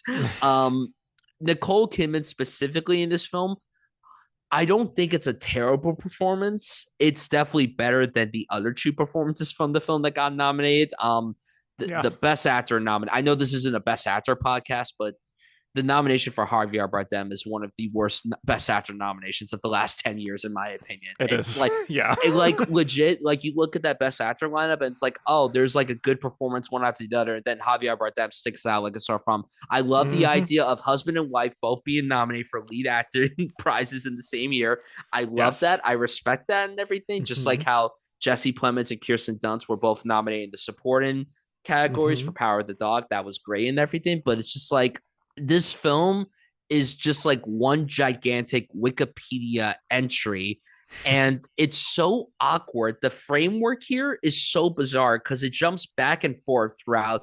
We see the start of their relationship, and then we see this whole week of I Love Lucy, which I think that's really cool. I love a biopic that doesn't just focus on cradle to death. I like whatever biopics focus on certain periods of a figure's life and that just tackles that and everything. Similar to the film we'll talk about after this, of how that film focused a lot on one specific period instead of focusing on their entire life as a whole. I didn't need to know everything about Lucille Ball and Desi Arnaz. I like the idea of this 1 week in production of the show where we get the table read, we get the executive meetings, we get the rehearsals, and then we ended with the actual live taping of the episode. That to me is very interesting, but unfortunately, Aaron Sorkin just plays it in a very safe way, and it's so bland. The entire time I was watching this, I just wasn't encapsulated whatsoever by what was happening on screen. And also, I couldn't stand the color palette of this. It looked like nicotine. It was disgusting. It was so black looking. I didn't like the feeling of it at all. Yeah. And yeah. for a movie that is set so far in the past, I was hoping that it would be a bit more glamorous and everything. And I get it. We're talking about a not so glamorous period and two maybe not so glamorous people on the surface. But when you have two powerhouse actors like Nicole Kidman and Javier Bardem, you want them to help elevate the material. And unfortunately, neither of them really do it. And I do think that for Nicole Kidman to step in the shoes of playing someone like Lucille Ball, that must have been a massive challenge for anyone. When you're given the chance to play someone as iconic and celebrated as Lucille Ball, you have to approach that very lightly. It's going to be hard to recapture that spirit. but I didn't think that her comedic timing was really there. It wasn't the worst performance that I saw from her. It's not her worst performance to date. She's given worse performances, but I don't even know if I would call this a bad performance. It's just a very bad nomination. And maybe we'll talk about this a little more as we talk about this film, but I really do think that Aaron Sorkin, he's a great writer.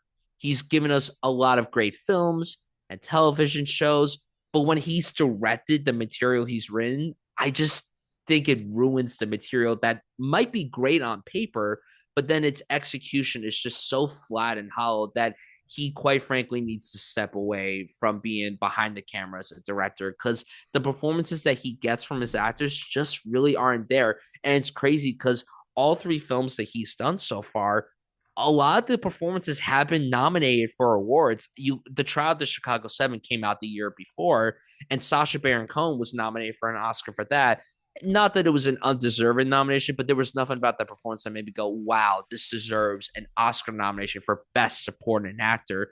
And with Nicole Kidman and as well as Javier Bardem and J.K. Simmons, none of these nominations were deserving in my opinion. And I was kind of hoping that this movie was going to tank, because I remember watching the nominations that morning and it didn't make it into screenplay. I'm like, oh, maybe they don't like being the Ricardos. Oh, J.K. Simmons got nominated. Oh, well, it's over.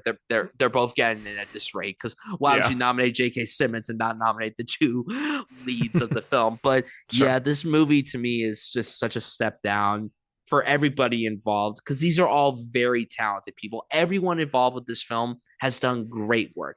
Aaron Sorkin has done great work, but he really needs to step away from directing. And it's so sad because Cate Blanchett on paper, that's a great casting for Lucille Ball. She would have knocked it out of the park. And I remember reading that people wanted Oscar Isaac to play Desi Arnaz. That would have been a very good casting too, in my opinion. Would have helped made the material better. Maybe not by much, but it could have been better than the product that we ended up getting. Yeah, I pretty much agree. This was a difficult one for me. Actually, the most difficult film to sit through of these nominees. It took me 4 hours to finish this film. Oh, no. I took multiple breaks during it. I'm like, did you have like an intermission moment? I did. It's like The Brutalist, but I extended my intermission by like 5 times, however long the intermission was. So instead of it being 15 minutes, I was like, maybe an hour 15. Yeah, I was surprised just how much it went down for me after my initial viewing, which I admit was a not like didn't love it, but was a positive experience.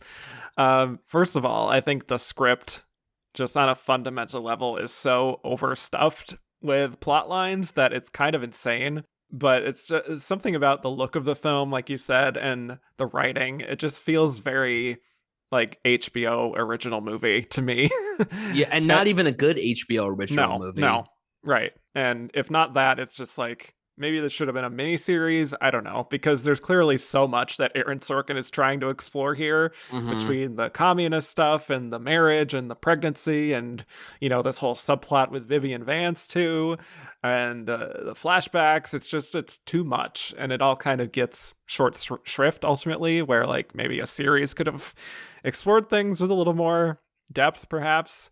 So the film just kind of leaves me not really feeling much of anything, which is a shame because this is absolutely a movie that is geared toward my sensibilities. I love old showbiz stories, especially, like this trailblazer like Lucille Ball. Like, this could have been a really fascinating story. And instead, it just feels like we are seeing a dramatic reenactment of an article about Lucille Ball, and not really providing much perspective even. And yeah, so I guess it also doesn't help that for me, some of this does kind of just feel like dress up. And I just don't really lose myself in the illusion of this being Lucille Ball or Desi Arnaz. And it sort of just feels like the two of them playing these iconic figures. It's and like cosplay. That's can. What it feels like. It doesn't feel like you're watching Lucille Ball and Desi Arnaz. It's like, you're watching Nicole Kidman and Javier Bardem dressed up as these iconic, prolific television figures. Right. I do think she is much better than he is. 100%. 100%. Yeah. But Lucille Ball was like truly one of the most expressive comedians of her era. And Nicole, for as great as she is in so many different kinds of roles, is not quite able to reach those kinds of comedic heights, really, you know? Right. Also, my problem with Nicole, who I think is an incredible dramatic actor, is always her accent work, which is just not her strong suit. And we know this No. by now. But when you are playing an iconic American figure with a very distinct voice, I think that lack of accuracy at times is just going to make it difficult to buy. Like, what she does get to that lower register of Lucille Ball and that kind of raspy voice, except it's like with that slight Australian accent at times that just kind of sounds takes like me out. Nicole Kidman doing a raspy voice. Like, it doesn't sound like Lucille Ball. It's like, and listen, no one can replicate the voice of Lucille Ball. Like, that's a very hard thing to pull off. But It's she impossible. unfortunately is just, it just feels like, you're watching a caricature. It doesn't feel like you're watching a real person. And that's really disappointing because, again, Nicole's a great actor and she's given many great performances, but this was just such a step down for her as a performer. And I'm sure when she was given the opportunity to play Lucille Ball, she was so excited to hop onto that opportunity. But instead, the results were so middling. And yeah, she was loads better than Javier Bardem. But I mean, I think everyone in this film was better than Javier Bardem. Yeah, I think so. So yeah, that is one of my main problems. Plus, I think the makeup is a little uncanny valley for me. The de-aging effects are insane. Yeah. They look terrible. Yeah. It takes you out of the movie. It's just like, it's really embarrassing. Like, it just feels like an embarrassing outing for everybody involved. And again, as I said, all these people involved in front of and behind the camera have done many great things. But this was just like, this feels like a stab in the heart. Like, it doesn't feel right. Everything felt off. And I was just reading recently about how, because Aaron Sorkin enjoyed the experience of directing Chicago 7, he's like, I'll actually direct this myself. You probably should have sat back and let someone else direct it, because maybe they could have helped elevate the material a bit better than you. Yeah. Like, and it's just give it any kind of visual distinction. Yeah, exactly. Like, work with anyone. Yeah, I work with Fincher again. I don't care. Like, just work with someone incredible. Like, just work with. Imagine David Fincher directed Being the Ricardos, but then he's like, let's polish this up, and then he made it a great film. Like, I could see it. You never know, but it's like, it's just so disappointing because, like you, I love films about show business, especially show business in like the 50s and 60s. And I'm a huge sitcom fan, like older sitcom fan. I love watching those stuff. And I love watching documentaries and behind the scenes about them. And again, on paper, this is a great idea. But like you said, this film has so much going on that it would have worked better as a mini series. They easily could have done this as Nicole Kidman does like 25 shows a year. She could have added another TV show to her plate. Why not? But it's disappointing. And I don't really like the whole talking heads approach of how they cut to these quote present day interviews when all these writers who worked on the show are no longer around. They died so long ago. It's like, why are we doing this? Like, why? What's the point of doing this? Right. Yeah. It's too many ideas. And it's like, why am I seeing Linda Lavin play this writer? Like, why am I seeing this? Why am I seeing John Rubinstein play this guy who's no longer around? Like, it all felt very off to me. Yeah. And truthfully, the only performance that really worked for me, I think, was what's her name? Nina Arianda. I completely agree. Yes, Vivian Vance. She was incredible. She was the one performer, I think, of this cast that made me go, I feel like I'm watching Vivian Vance. I don't feel like I'm watching an actor portray her. And it's sad because the ensemble here, I like all these actors. I like Tony Hale. I like Jake Lacey. I like Clark Gregg. I like Aaliyah. Shawkat, I like her. And I like J.K. Simmons. I like everybody in this cast. And they've all given great performances outside this film. But Nina is really the only one who helped somewhat elevate the material that she was given. Because whenever Vivian Vance was on screen, that was when I was the most interested in this movie, even though my interest was really tiny as I was watching the film.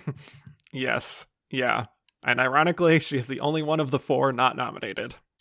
So sad. There you go. That just says a lot right there. If there's one nomination that this film deserved, it would have been her. Yep.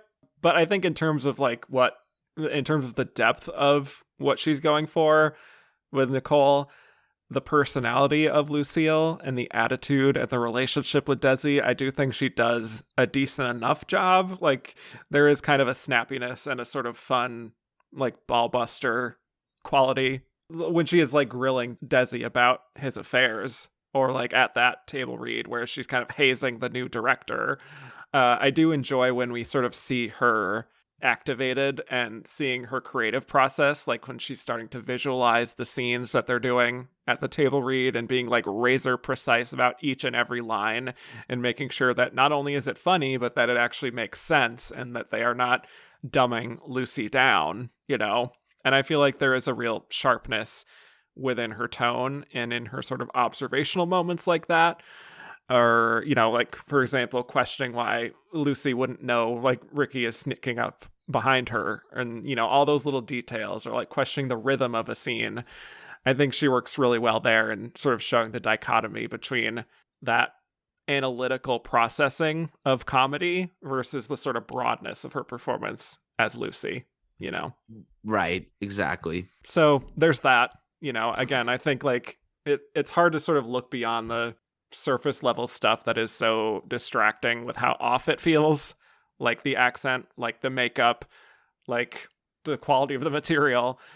But I think she is trying her best to get to something inherent within Lucille, Yeah. even if the script isn't always providing that. No, I agree. She definitely is trying her best with the material that she's given, and she tries to add her own spin to bring Lucille Ball to life, but it just doesn't fully work. And I don't know if you prefer Nicole Kidman, the dramatic actor, more than the comedic actor. Looking back and when I was Yeah. rewatching this film, I prefer her dramatically over comedically. Like I've seen Nicole Kidman in comedy, and she could do really well with comedy, but Yeah. it's more so the dramatic stuff that I prefer from her. And I don't know, when you're given the chance to play this comedic giant like Lucille Ball, you kind of need someone who has really knocked it out of the park with comedy. And I think had Kate Blanchett stayed on to play Lucille Ball, it would have been a much better performance. Kate Blanchett is someone that also is not American, and she has to do all these accents, but she does. And I don't know if this is a hot take. It probably isn't. She does a way more convincing American accent than Nicole Kidman does. Because every time I watch Kate Blanchett in anything that's set in the United States where she has an American accent, I'm like, oh yeah, she's not American. Like you watch Tar, seamless fake American accent. It's flawless. Mm-hmm. It's incredible. And then you watch Nicole Kidman in other films that are American. It's like, well, I can hear a little bit of your Australian. Like I watch Big Little Lies, and there's sequences where she's like screaming at like Alexander Skarsgård, and I'm like, I hear a little bit of your Aussie there, and I'm not supposed to, but it's not convincing. And plus, I think Kate kind of has that slightly lower register in her voice. That's true. Replicate Lucille pretty well. So, yeah, what could have been? What could have been? Again, I don't blame her for, you know, probably at this point she was like, I'm not going to do Being the Ricardos. I'm going to do Tar with Todd Field. You know what? If that's really the reason that she dropped and everything, other than these creative conflicts, that's fine by me. Right? Yeah. Like exactly. Kate Blanchett could do Being the Ricardos, but could Nicole Kidman do Tar? Probably not. I don't know.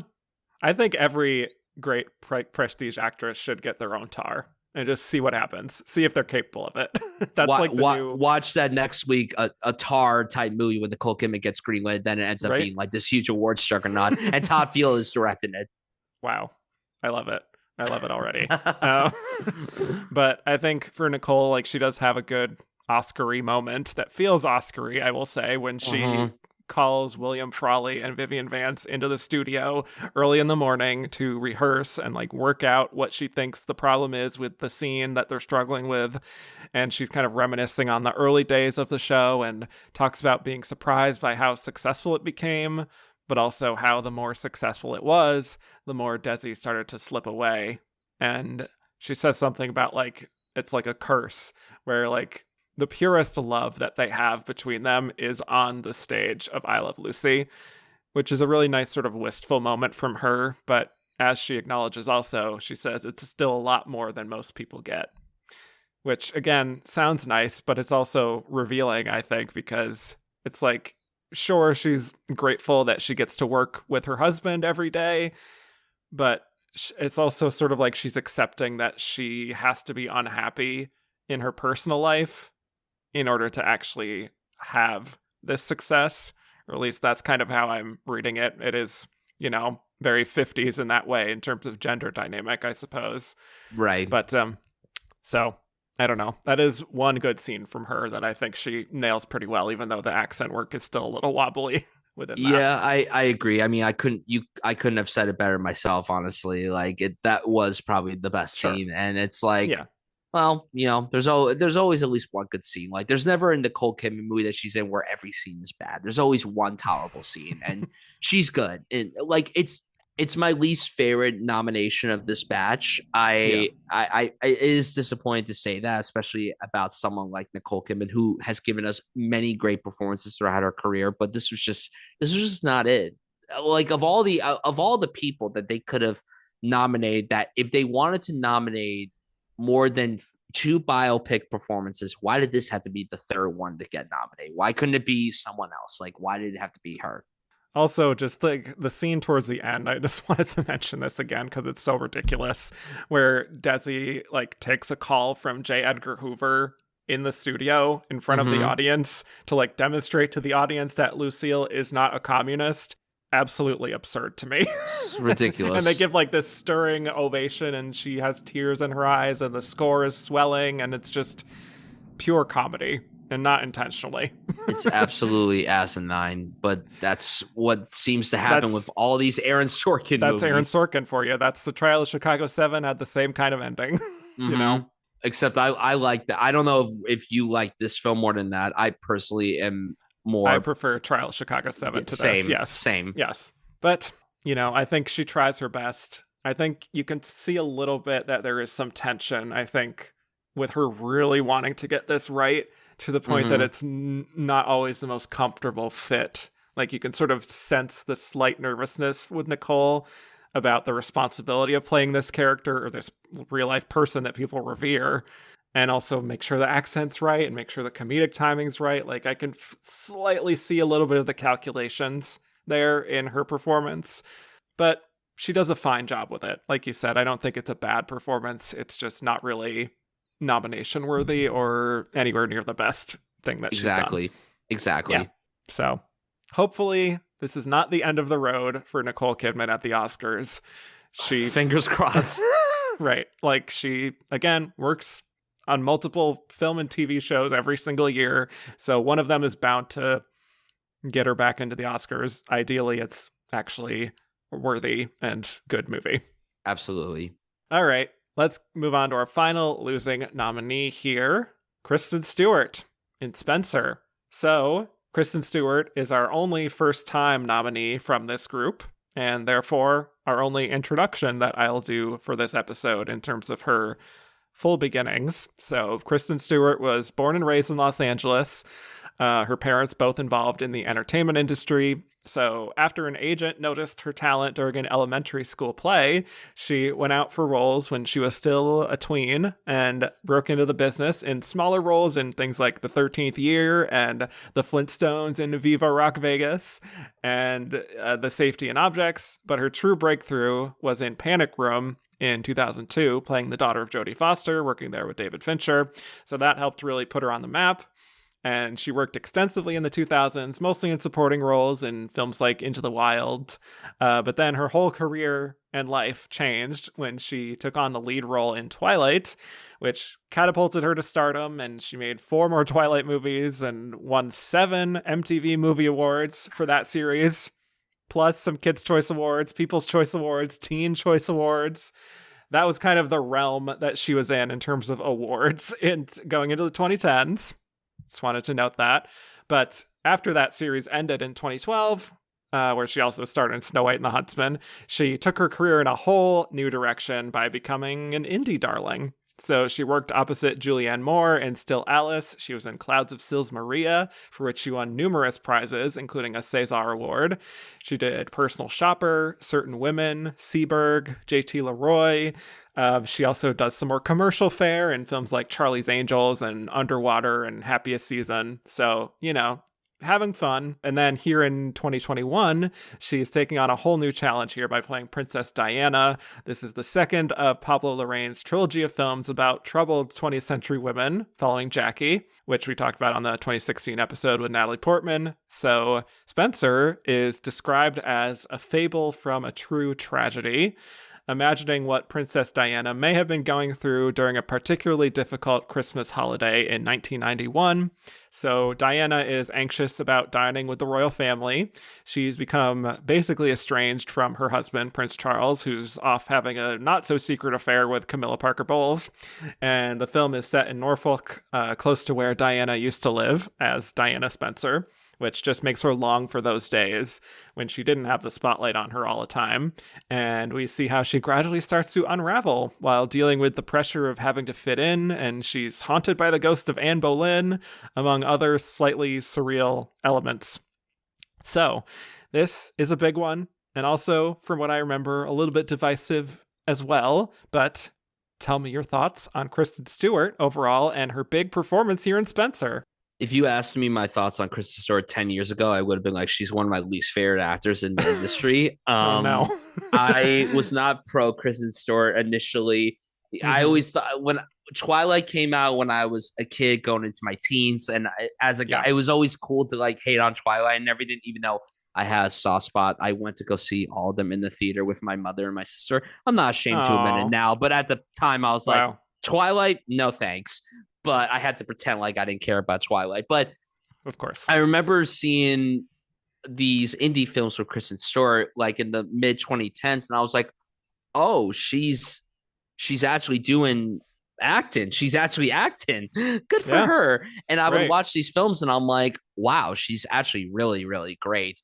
And towards the end of the 2010s, I was like, yeah, she's a great actor. And I had the same experience with Robert Pattinson, fellow Twilight actor as well.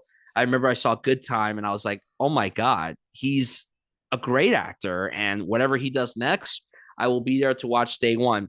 I remember when it was announced that Kristen Stewart was playing Princess Diana. And a lot of people were like, what? That's strange. First of all, she's not British, which, okay, that part I understand. Second of all, a lot of people, the non-cinephiles, like the people that aren't in the same circle as you and me, Kevin, they only look at Kristen Stewart as just Bella Swan. They don't look at her as anything else because they're not going to watch films like Certain Women or Personal Shopper. They're going to just watch Twilight or Charlie's Angels or Underwater. They're not going to watch the prestige indie art house films that she's been doing throughout the last decade and so. And regardless of the initial questionable casting of her playing Princess Diana, I was so excited to see this film because I loved Pablo Larraín's previous film, Jackie. Of course, Natalie Portman was nominated for an Oscar for that in Best Actress. I know that you had a guest on not too long ago that said that the loss of Natalie Portman was the worst, and I agree. That is one of my least favorite Oscar losses ever. She should have won for that. It's ridiculous that she didn't. But I was like, I really love if he brings what he brought to Jackie to Spencer, I think this is going to be another great outing for him. When I first saw the film, I was very conflicted on it. I didn't love it as much because I kept thinking of Jackie throughout the entire film. Like, this is good, but it's just not on the level of Jackie. And then I saw it again, and I was like, okay, it doesn't have to be like Jackie. It's its own thing. And every time I've visited, and I've watched this film quite a lot, my appreciation grows and grows for it. I don't know a lot about Princess Diana. I won't lie about that. I don't know everything about her. And that might have helped how I felt about the movie because I know that this was not a film that wowed everybody. There were people that were disappointed with the very slow, melancholic approach to it, as well as how they handled Princess Diana and how they focused on this one period and it wasn't necessarily true to who she was. It was like a fable, like how you brought up. And that's literally how the movie opens. It says that it's a fable. Right. And that approach to some people wasn't going to wow, which I totally understand. But for me, someone who wasn't as well-rounded with Princess Diana on her own, like I knew the key elements of her, but I didn't know everything. And I watched the film and I was, again, really impressed with how this was a biographical film that didn't focus on cradle to death with Diana. Because I didn't know where it was going to go. I thought from a distance, because I didn't watch the trailers, I didn't look at any images, I didn't read any synopsis. I went into this film as cold as humanly possible, mainly because I didn't want to know how she sounded with the British accent. Like, I didn't want to know how she sounded until I was in the theater watching this film. Wow. And I have to say, like, you brought up how Nicole Kidman isn't the best when it comes to doing an American accent. Kristen Stewart, an American, to me, I'd be curious to hear your take on it. For a non-Brit doing a British accent, I thought it was seamless. About 5 minutes in, I forgot that she was American. I was like, oh wait, this is Kristen Stewart. She's not British. Why why is she playing Princess Diana? But she knocked it out of the park. And I really just love how this is a character study, a portrait of a woman who's isolated and haunted by the past, the present, and the future. It's also a horror film when you think about it, similar to Jackie. Like, I like how it's not just a conventional biopic, it's really a horror film. And honestly, Spencer was scarier than a majority of the actual horror films that came out in 2021, which is saying a lot, because this isn't a straight up horror film. This isn't even labeled as a horror film, but I love films dealing with eternal struggle and conflict. And for someone like Diana, someone who had all this burden on her, someone who didn't even really want to be a part of this royal family, and to see her struggle with that during this time that's supposed to be a very exciting time. It's set at Christmas time, and I love that this is also a Christmas film. I love a good holiday film, and this may not be your conventional holiday film, but it's such a great performance. And when I walked out the movie, I was like, okay, could this finally be the performance that nominates Kristen Stewart for an Oscar, that gets Kristen Stewart an Oscar nomination? And I was scared. I was scared because she was missing everywhere. She got a Globe nomination. She got a handful of critics prizes. But the entire time I was like, oh, maybe this is more so a critics thing than a industry thing. Because there have been many examples of that where critics prefer a performance over the industry and vice versa. And I was so over the moon, and you could find the video of me reacting to this on YouTube. Someone made a compilation, and someone sent this to me last week before the Oscar nominations came out. There was a compilation made of everyone reacting to Kristen Stewart getting nominated for the Oscar, because nobody was certain that that was going to happen. And then there's me in that video. I'm like, oh yeah, that's me. I was just so excited just to see that nomination. To me, that was the highlight of that entire day. It was to finally call Kristen Stewart an Oscar nominee. This actor that I was putting down for years, and then I just saw the progression of her career, and I was so blown away. And I'm still continuously blown away by her work as a performer. And she's about to direct a film. She actually shot her directorial debut, which I'm so excited to see. I cannot wait to see how she does that, because she feels like an actor's director, where she works with all these directors, gets all these great relationships and dynamics in them, and just delivers some of the best material that she's ever been graced with. And this, to me, is the best acting she's ever done. I don't think she's ever been better. I think that this is a very deserving nomination, and it's a film that really has grown on me as the years have gone by.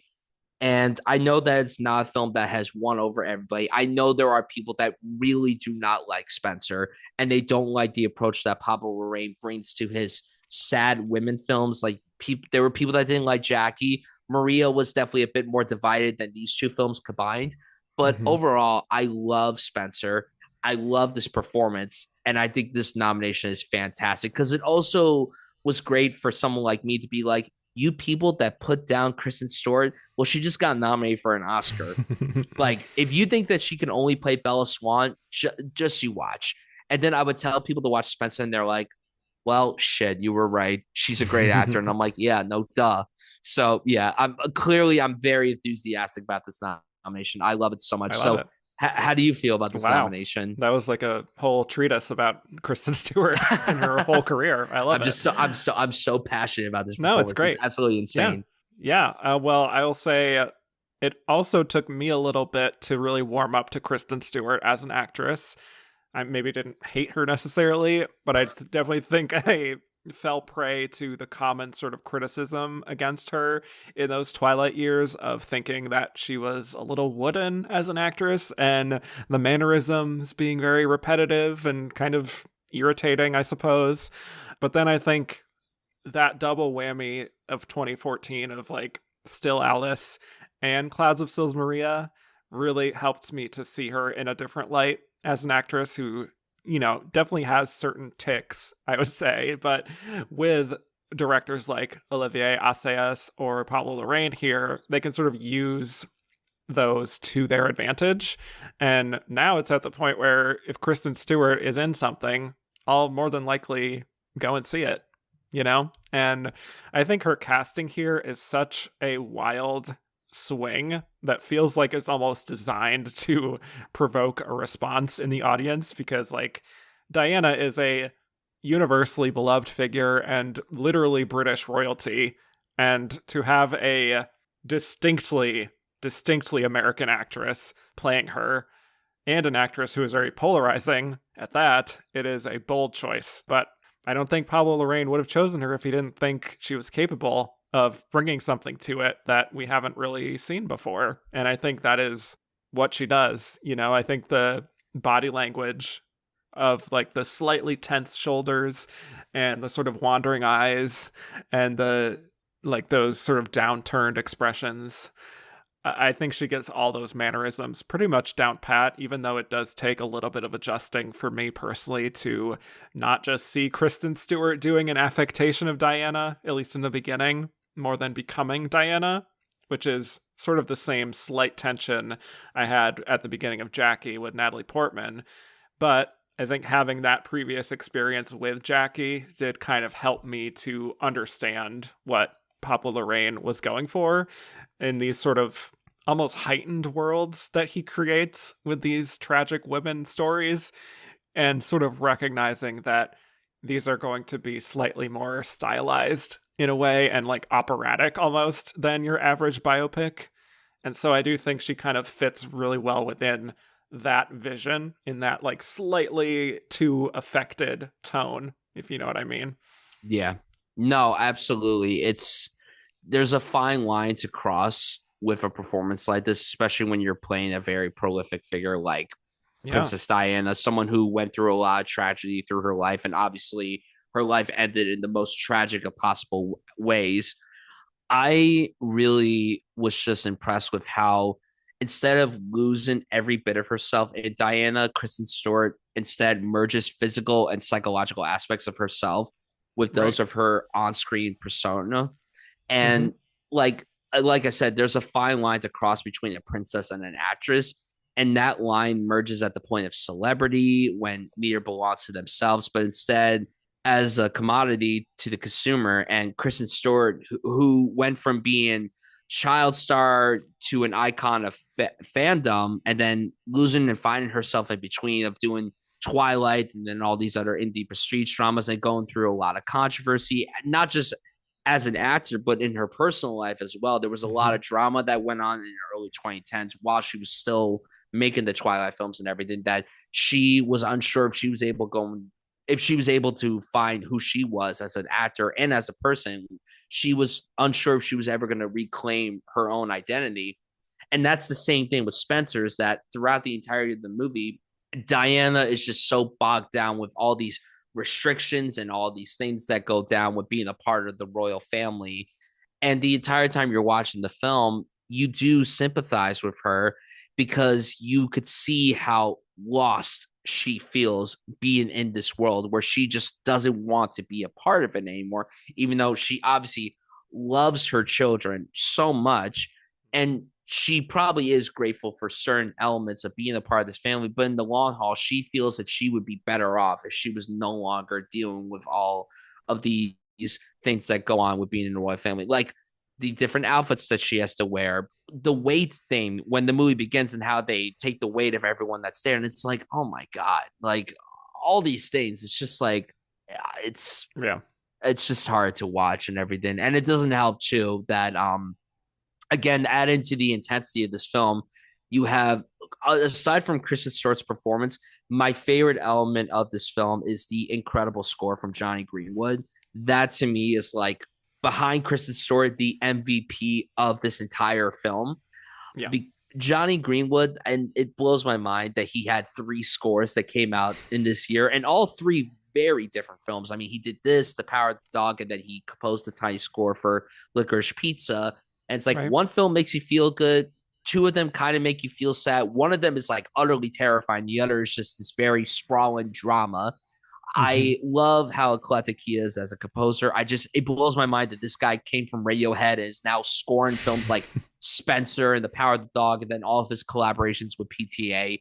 It blows my mind every single day. And it's really impressive how a biopic, a biographical film, could also act as a horror film. Like, to me, that's one of the more impressive elements of this film because it isn't just your conventional biographical drama. It's a riveting character study that is so haunted to watch that at times it's very uncomfortable to watch too. There's just so many sequences where you're like, oh, it can't get more uncomfortable than this, and then it just finds a way of getting uncomfortable. Like, there are many sequences that have stuck with me since I first saw this film 4 years ago. And when I was rewatching the film the other day, I was like, oh no, we're about to get to the part.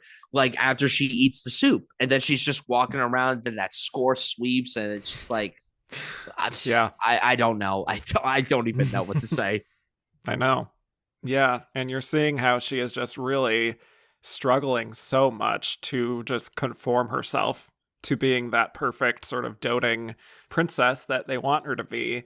I also kind of like how we don't actually see any of the royals until the dinner itself, I think. Correct me if I'm wrong, but Yeah. it's like the sort of terrible specter almost that isn't there, but you can still feel their presence even when they're not on screen. And I think Yeah. she really does reflect that in her performance, that feeling of like feeling suffocated ultimately, you know? And not to Right. get too technical, but I feel like she does a lot of great things like with her breath work.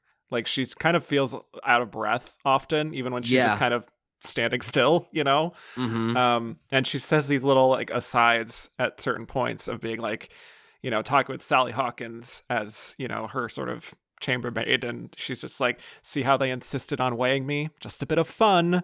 And there's just like that bitterness and that little bit of disdain towards them that like even as Sally Hawkins tells her that like they're not going to change, that you have to adapt to them, she just can't bring herself to play the game in that way, and she can't not be herself. And I think that is what makes Kristen Stewart actually such inspired casting, is that that's true for her as well. Kristen is Mm-hmm. always going to be Kristen, and she's really sort of embraced who she is by this point in her career, especially. Yeah. And I think, to your point, her own baggage that she felt about Hollywood and how they were trying to mold her into something that she's not during the Twilight years really helped her to maybe get into Diana's psychology here.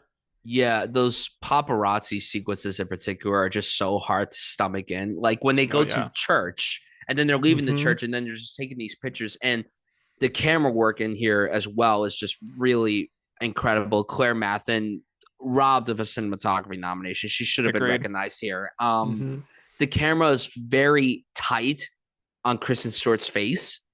And I think that just heightens the tension that we're supposed to feel throughout this movie. And I love how you bring up the whole breath thing because I noticed that a lot too, of Mm-hmm. how she's just saying these things and like she just takes her time. And I don't know if that was something that Diana did on her own. I have no idea. I didn't watch like really any videos describing Diana or anything, but Mm-hmm.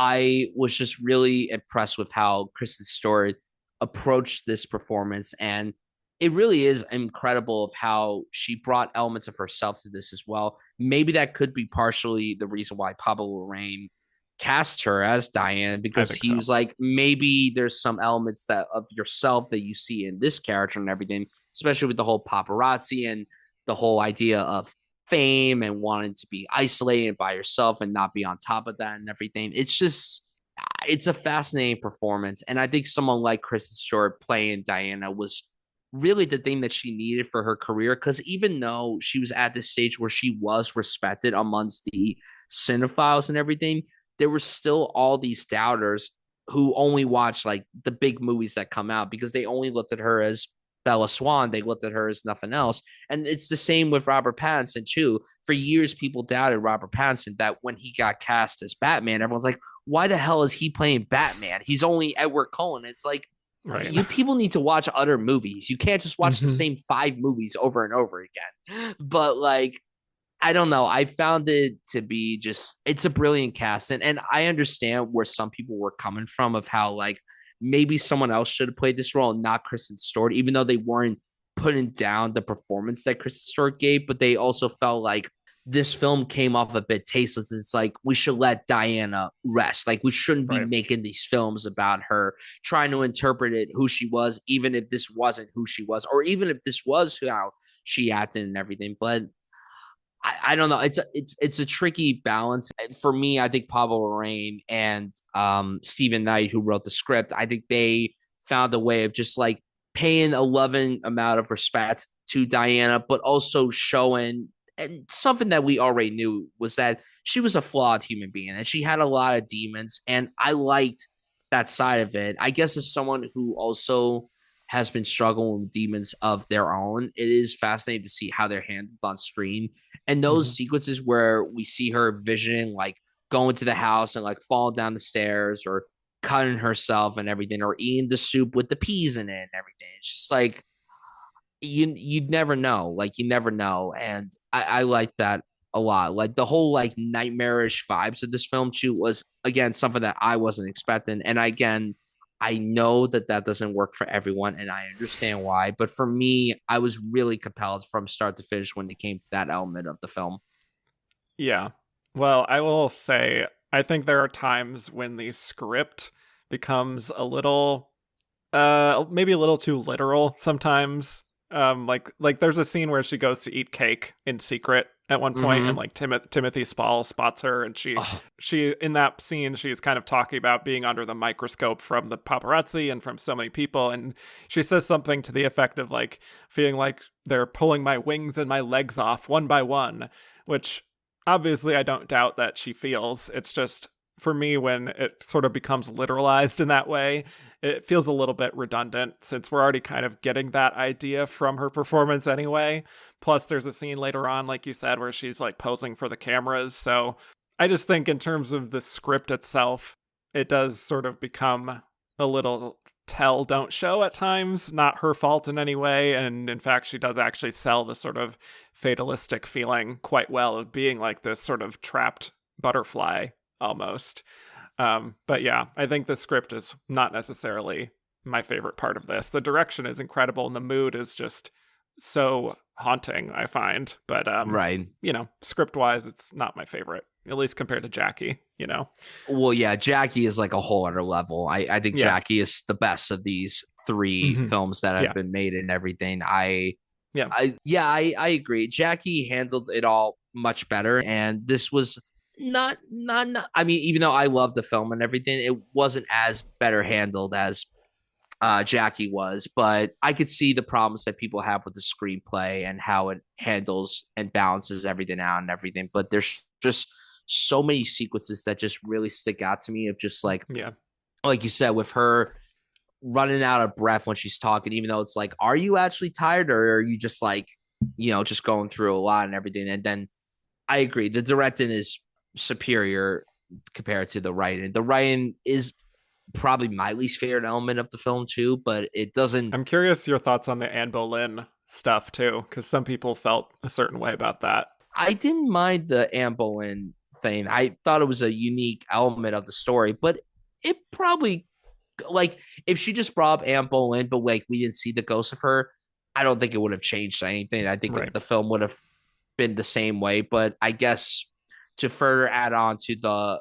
being haunted in this family, I think it just added a bit of something to it. Yeah, I think towards the end, once she starts to really psychologically unravel, is maybe when the movie starts to lose some people, which I understand is a strong choice that goes a little bit into the surreal in there. But I think because some of these people probably expected a straightforward biopic about Princess Diana. Then they're like, oh, this isn't that? Oh, well, I'm disappointed. Right.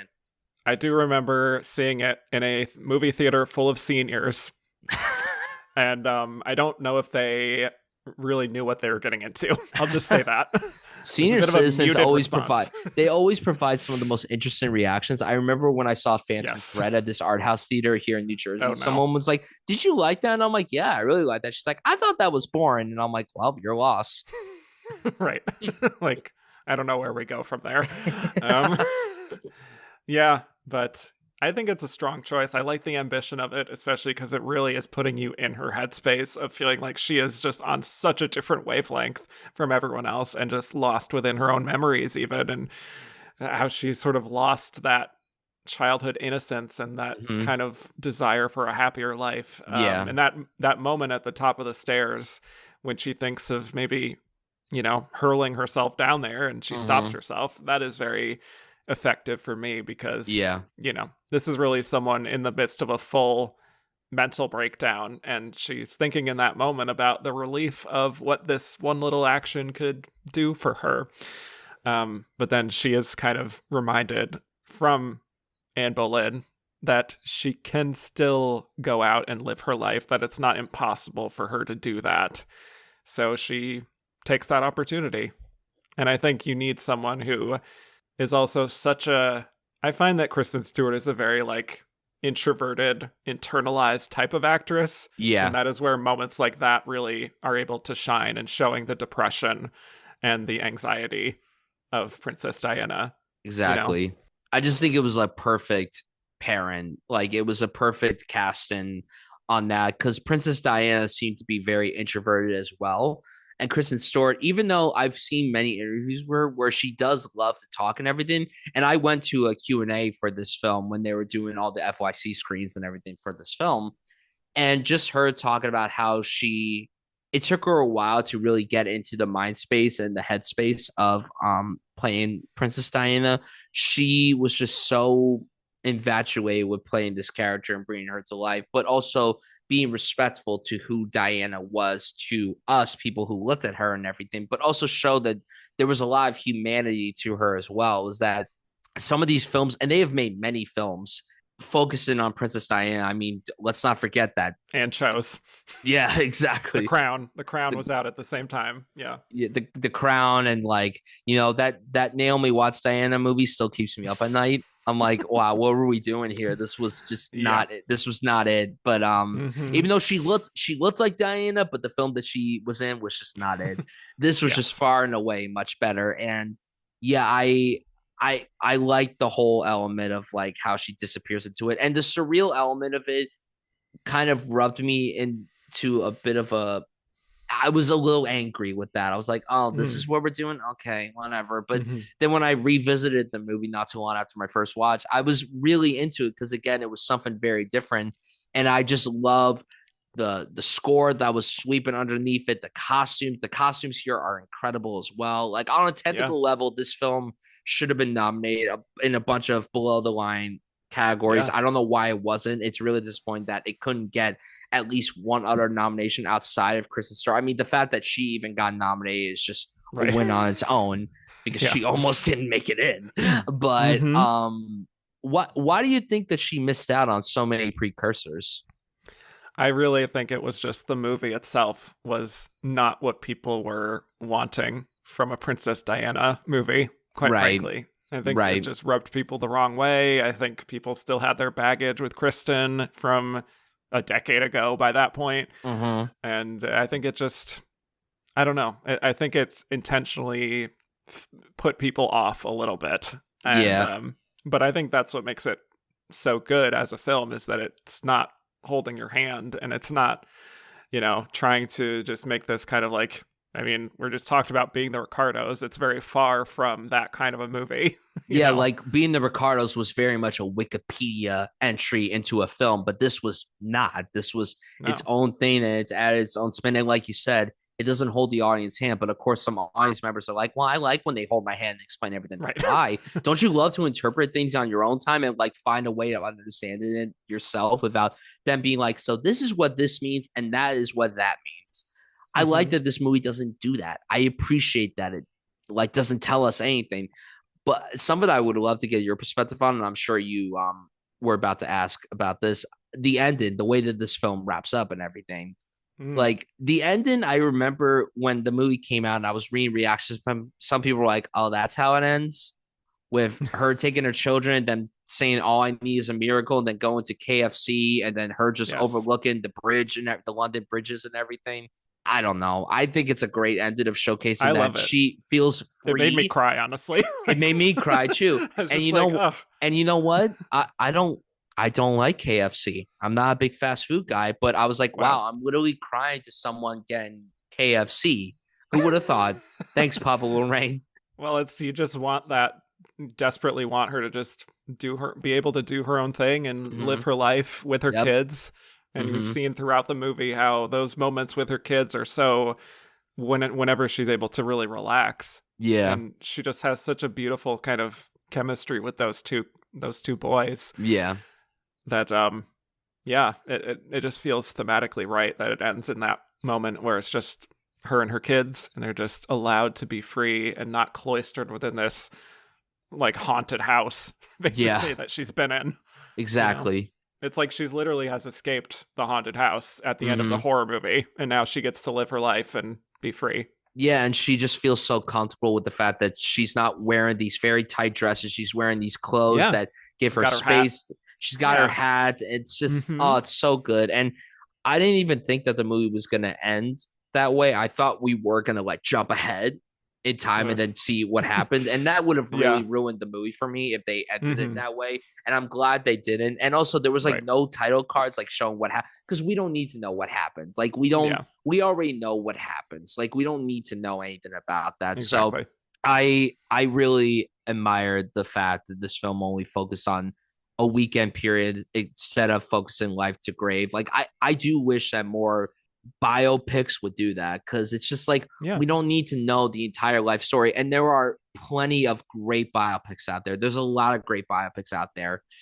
But it's like it's refreshing when you see something like Spencer come out where instead of focusing on the entire life of Princess Diana, we only get a weekend period, a crucial period in her life where we just see how she felt and we get a good understanding of her. We don't need to be spoon fed with 20 plus years worth of material. Right. Just this 3 day period, that's good enough for me. And we don't need flashbacks of her and Charles meeting and all this stuff like we're doing in Being the Ricardos. Like we Mm-hmm. understand the relationship from Exactly.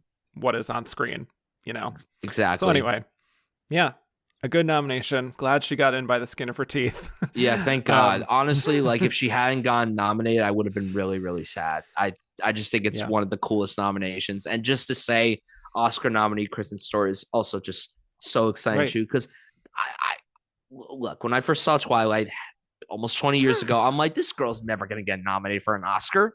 But there's no way Right. that will ever happen. And now she's an Oscar nominee, and I'm so happy for her. Yeah, like I said, she was getting People Choice wins and Kids Choice Awards and MTV, and we were like, okay, maybe that is just what she's going to be. She's going to Mm-hmm. be, to quote Demi Moore in her Golden Globe speech, she's going to be a popcorn actress. Yep. But she's proved that that wasn't what she was interested in, Mm-hmm. and good for her. Okay, let's move on to our winner, shall we? Let's do it. Jessica Chastain in the Eyes of Tammy Faye. Okay, so Jessica Chastain wins for her third nomination here. We last talked about her in 2012 for her performance in Zero Dark 30, so it's been almost 10 years since she was last recognized by the Academy. And she's really becoming a leading lady star in between these two nominations. Maybe not movie star in like the huge box office sense, but certainly someone leading her own films, both big and small. Appearing in big blockbusters like Interstellar and The Martian and I guess Dark Phoenix. I don't know if I want to count that. Part of a franchise. And It Chapter 2, alongside smaller films that garnered her some awards attention like A Most Violent Year and Miss Sloane and Molly's Game. And I think during that period when she wasn't getting nominated at the Oscars, there was a feeling of her being close, but like something about her performances or her films weren't really connecting until we got to The Eyes of Tammy Faye, which was a major passion project for her. All about the famous televangelist Tammy Faye Baker. So Jessica actually acquired the rights to tell her story all the way back in 2012. So just like with the Academy, it took about a decade before she was able to get this made. And because Tammy Faye was famous for her extensive makeup and had a very particular face shape, Jessica underwent hours and hours of makeup application every day, including prosthetics to make her jaw look like Tammy Faye's even. And she obviously studied old footage of her extensively. It was a huge commitment. So The Eyes of Tammy Faye tells the story of Tammy Faye, as she grows up with an enthusiastic love for God and the church. And she eventually meets Jim Bakker, a preacher, and they fall in love and get married, and they eventually find their way to television, where they have their own Christian variety show of sorts and become very popular, but they start to spend exorbitant amounts of money on clothes and houses using pledges from their followers, which gets them into hot water, and their lives turn into one scandal after another. Although Tammy Faye tries to maintain her plucky, positive attitude through it all. So, thoughts on Jessica Chastain overall? I think she's a very important person to you, and from what I remember from your postings, but her finally winning her Oscar here for The Eyes of Tammy Faye.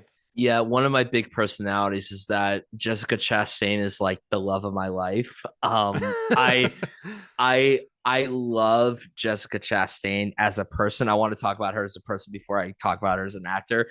Okay. I have had the fortunate opportunity of seeing a lot of actors and filmmakers that I really enjoy in person. And Jessica Chastain is an actor who I followed for years. I remember when I first really got into the Oscars.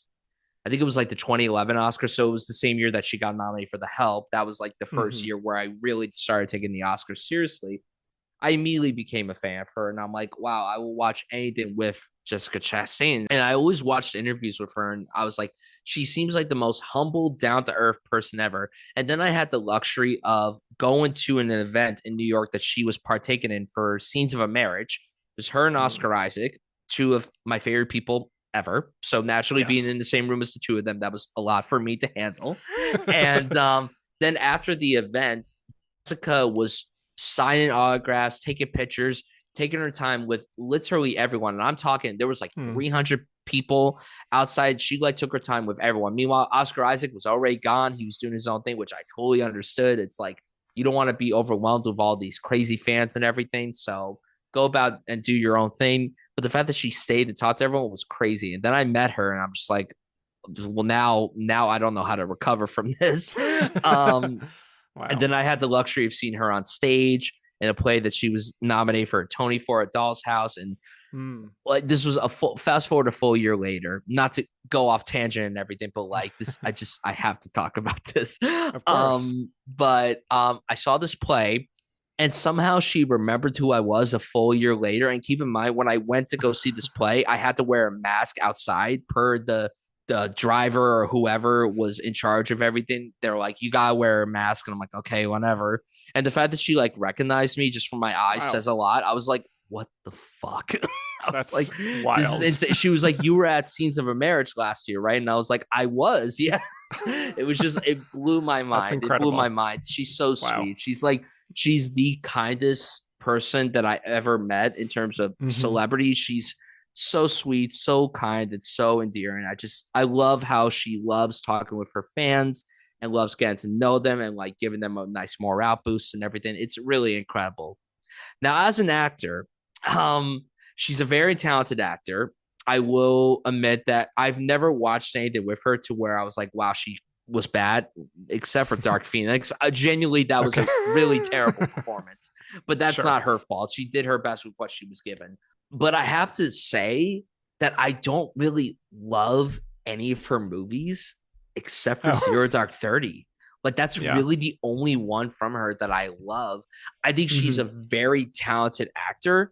Unfortunately, the work that she's in, like, there's nothing from her that I'm like, wow, this is great. Really, outside of Zero Dark 30, she's great in projects, but there's never anything to where I celebrate that work. So when it came to this film, and it was announced, I was like, okay, I don't really know anything about Tammy Faye Baker or anything, but it has Jessica Chastain and it has Andrew Garfield, who's also one of my favorite actors. So I'm like, sure, I'll give it a watch and I'll check it out. And then I saw the trailer and I was like, this looks like the most baity thing I've ever seen in my entire life. But it has Jessica Chastain and Andrew Garfield, so I have to watch. And then I saw the film and this was so aggressively average for me. When I rewatched it this week in preparation for this pod, I was like, yeah, this movie is just so aggressively average. But Jessica does really great with the material that she's given. She is the best part of this movie, hands down. And she really adds a lot of levity to her portrayal of Tammy Faye, to the point where you don't realize you're watching Jessica Chastain. You feel like you're watching Tammy Faye. A lot of that has to do with the really great makeup work done on her. I think the makeup on her was really wonderful. And even though I wouldn't have given it the Oscar, it's not a makeup win that I was too upset by. I was like, okay, it makes sense. Like, it's the actor being turned into this figure, and there's a lot of makeup, and yeah, it deserves its recognition for sure. And that's when I knew right away. I was like, oh, I think she's winning the Oscar. I think that this is a done deal and everything. But yeah, it's a performance that I think is good. It's a very good performance. It is better than the movie itself. It's one of those cases where she gives it her all. She does a really great job, and she's also really good in the singing sequences as well. I was very impressed with this performance overall, but I was really disappointed that the movie itself didn't do her much favors. I found the movie to be pretty much the most basic biographical drama that I maybe have ever seen. Not as like safe as being the Ricardos, but like this just felt very by the numbers. And I also think that while the performance of Chastain is great, I don't think someone like Michael Showalter was the right person to direct this film, because for me, I always think of him as someone that directs comedy. So for him to direct this biographical drama, I was like, this is a little out of left field. And he did a movie called The Big Sick, which was a dramedy that was more comedic than serious, but that was a very strong film. More so, I think, due to the screenplay than the directing. I mean, you brought up when we were talking about Spencer of how you prefer the directing over the screenplay.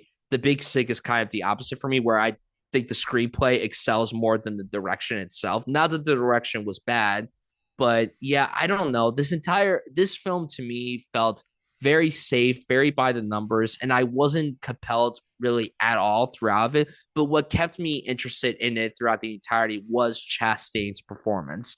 I thought she was great, and I loved her chemistry with Andrew Garfield. I thought he did a really good job as well. This was a good year for him, in terms of acting. Like, he did this Tick Tick Boom, which he obviously got nominated for an Oscar for, and of course he reprised his role as Spider-Man. So this was quite a year to be an Andrew Garfield fan. But yeah, overall, very middling film for me. It's a good performance. I personally wouldn't have nominated her, which is saying a lot because, again, I love Jessica as a whole. But this to me is not like one of her best performances ever. But it's also not a performance to where I'm like, wow, this really is a sour, like, this is tainting the best actor lineup. It's more deserving than the other biographical drama performance in Nicole Kidman, which is also red hair, makeup. Like, this is far superior, in my opinion. I don't know if people agree or disagree with me there, but yeah, overall, middling film, great performance, subpar nomination. Yeah. So people do like to clown on this win, I find. I don't know if you've seen that as well. Oh, I have. Yes. I see everything that's being talked about when it comes to the love of my life. Yeah. Right, of course. You have like a Google alert. No, but people don't like biopics. I understand. It's not a particularly great movie, like you said. She does have a lot of makeup. I feel like there could be some people who think it is too much at times. I think it is pretty accurate to what Tammy Faye actually did look like. She wore a lot of makeup. Like, it was pretty spot on. Yeah. I still think this is a good performance. There, I said it. To the haters. I think on the surface, you could definitely say a lot of things about this, but when it comes to just evoking the real life person that she is playing, I think she does a really good job with it. Certainly, like you said, better for me than Nicole with Lucille Ball. And there are even times in pockets of this film where I can prefer her to Kristen and Spencer, honestly. I think she just nails the Midwestern accent really well. You can tell she's really studied her voice and her mannerisms. But I think most importantly, it's that kind of charm that Tammy Faye Baker had, where, like, even if I'm not a religious person at this point, I can absolutely understand why people fell in love with her as this, evangelist, as a leader, and would want to follow her because she was just so authentically herself. you know? And even though the makeup and like the fake tan and everything isn't maybe what people would call authentic, quote unquote, Mm-hmm. she is just so like unable to be anyone but herself that it kind of is endearing in a way. And I think she really captures that sort of folksy charm of Tammy Faye. In the beginning, I do slightly have to work my way into the film in terms of buying Jessica Chastain as this person. Because at first I'm like, well, this does feel a little bit like her doing an impression. But then this is one where I find that I really fully get into it after like 20 minutes. Yeah, no, absolutely. And the thing that's so great about this performance is that it's very empathetic. It's a deeply committed performance. I mean, she really gives it her all. And it Mm-hmm. works out, I think, for the most part. Like you said, it does take a while to really get on the wavelength of this performance. But once you're into it, even if the film isn't fully wowing you, that Right. performance is what's keeping you invested throughout the entirety of this film. And there's these little things that she does throughout her performance that I really love. Like Mm-hmm. her singing voice is quavering, and it's not only lovely, but it also is a nice compliment to Tammy Faye's warm and vibrant personality. And she wears this persona as if it were a mask that keeps falling off her face. And it's Mm-hmm. that element is really poignant on its own, given Tammy Faye's struggle to live up to the happy-go-lucky attitude that she created for an audience that she could love 1 minute, that could love her 1 minute, but then hate her the next. And Mm-hmm. it's one of those instances to where you believe everything on screen is affecting the main character, and her body language shifts so much throughout this movie, brilliantly illustrating the passage of time and how it has left a mark. But Mm-hmm. it's amazing to see how she gradually transitions from a girl with a crush to a woman who refuses to play the fool. Like, Right. as all these things are revealed about her husband and all of his corruptions and everything, and how she doesn't want to just play the fool. Like, she's like, no, I don't want to be a part of this. And I hate that now I'm stuck in this because of the mess that you started yourself. It Yeah. really makes you so emotionally invested in this character of Tammy Faye, even though the film itself may not be the most groundbreaking of things. Like, it's certainly a watchable film, but it's just so like conventional. There's just nothing about it that makes it stand out on its own, which is disappointing because I could see a really great movie underneath the surface here. I do think that there is a great movie hidden here, but I Mm-hmm. don't know if the screenplay or at times the direction really did this any favors. I just think that maybe the screenplay needed a bit more polish. And I do think that if a much more capable director was able to bring this to life, then maybe this Tammy Faye biopic could have been so much better. Yeah, I will agree. It's all on her shoulders ultimately in Mm-hmm. terms of making this compelling. But I also do think that the most interesting part of her performance is that tension that she has and the cognitive dissonance at times in terms of like showing how she's sort of pushing down these negative feelings about Jim and how he's not wanting to touch her anymore, for example, and also kind of feeling envious of Jim like taking over the TV show while she's pregnant. And she kind of goes quiet in these moments and seems to be sort of ruminating in her own thoughts, but then she kind of tries to defy those and just like forge ahead with a very positive outlook. And sometimes that does mean being a little bit in denial about Jim and his kind of proclivities. But also, she is not afraid to be assertive when she needs to be. Like at the Pat Robertson estate, that whole scene where she kind of just pulls up a chair to the boys' table and is debating with Jerry Falwell. Or Yeah. like after that where she's like giving Jim a pep talk about their vision for like preaching the gospel nationwide through their own network. Like she just has those moments of processing, and then she's like, okay, I've got this vision. And she kind of toes the line well between being someone who is very eccentric and maybe hard to take for some people at times, but also does have her own sort of brilliant mind for this in a way too, of trying to connect with people. Yeah, it's a riveting character because she does clearly want to have a lasting impact and help people other than just being this popular person. She really wants to help those who Mm-hmm. struggle and feel lost and just want to provide some good in this world that we're in. Because during this time, there's a lot of odd things going on. There's a lot of corruption, but she Mm-hmm. feels that she could bring some hope, even though to a lot of people, she is just looked at as a joke. All the Right. makeup that she's wearing, the weird dresses, the overabundance of singing, and just acting all weird and everything. Mm-hmm. It's a very fascinating arc, and to also see the whole relationship between her and Jim be very strange, because when the movie begins and we see how they fall for each other, it's like, wow, this is a genuinely good dynamic and everything, even though it's a little questionable to say the least, but Mm-hmm. it's a fascinating relationship, and it really makes you have some understanding of who Tammy Faye was, and how, even though, yeah, maybe she is a bit eccentric and she is a little bit out there and everything, but you could just see how she wants to bring her good-hearted nature to those who may not have that good-hearted nature in their lives. Exactly. And a great testament to that is the big scene that she has where she interviews Steve, the AIDS patient, on live TV, which was a huge thing for her to do at the time, especially with, Jerry Falwell out there talking about a gay cancer and all the AIDS paranoia that was happening at that time. And she just expresses so much empathy toward Steve. Like, some would say that it's a little over the top, but it's really not that far off if you look at the real footage of that Tammy Faye interview that she does, which I did again, and it's very moving, actually. And she brings so much, accuracy really to that, and empathy in that little head tilt that she has as she's talking to him, and in like stressing certain words. Like, I always think of when she says, "This is an emotional interview for me."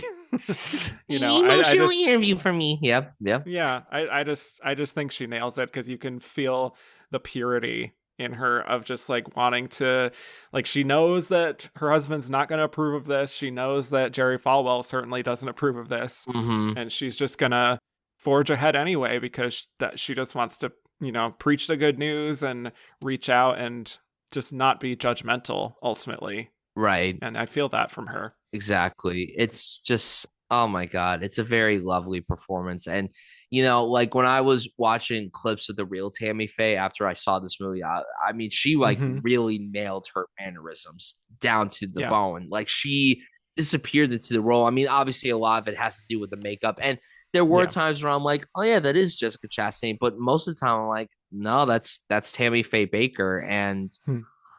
it's one of those recent biopic performances that I actually do like, to Mm-hmm. the point where I'm like, again, it's not a terrible win by any means. It wouldn't be who I would have awarded, but I do Mm-hmm. love how she elevates the material that she's given, to the best of her degree. Yeah. And I don't know. I love that sequence you brought up. There's a lot of sequences to where I'm sitting there and I'm like, man, this movie is just so average. But there's just these sequences where I'm like, wow, my heart is just so warm by this. Mm. Just like all the interviews that she was doing and everything. I'm just like, how could you just dislike this person? It's just, Right. it's great. Yeah. Yeah. Well, I think also there was some criticism actually to that point at the time of feeling Mm-hmm. like maybe like that the movie is too easy on Tammy Faye, Yes. because she was, if not responsible for some of the corruption going on, she was at least complicit Mm-hmm. in what was happening. So there's not really that much of that, to be honest. I do wish that the film maybe delved into that a little more rather than making it so totally sympathetic toward her. Yeah. But at the same time, this is a film that, perspective wise, is so within her mind that it's almost like having it be critical of her maybe would not suit the overall vision in terms of what even Jessica wants to do. Because, like, again, by the end, she's kind of like imagining this gospel choir around her as she's singing the Battle Hymn of the Republic. So she is kind of in her own little delusional world at times. So it's not going to be overtly negative, perhaps. But yeah, that Yeah. was my perspective on one of the main flaws of the film. No, I agree. It does like paint her in that sort of way. And unfortunately, that's how most biopics are nowadays. So Yeah. it's not like they were trying to do something unconventional and everything. And that's partially why I wish that someone that wasn't Michael Showalter made this instead, because I feel like with him, and he's done many of like these biographical stories and everything. I think the film that he made after this was also a biographical drama, that spoiler alert movie with Jim Yes, Parsons. I I haven't seen it, but I heard it kind of follows like the same tropes as this film more or does. less. And Yeah. it's like, I don't know, maybe you just needed like a really great filmmaker out there to just help elevate what was trying to be conveyed on screen and everything to make it not feel so safe. Right. I think there are little moments within the film that have a little bit of flourish. Like some of like the montage moments feel kind of like campy and fun and sort of like classic 80s kind of like cheesiness at times, but I wish that was kind of amped up even more. I don't know what director would best suit that material.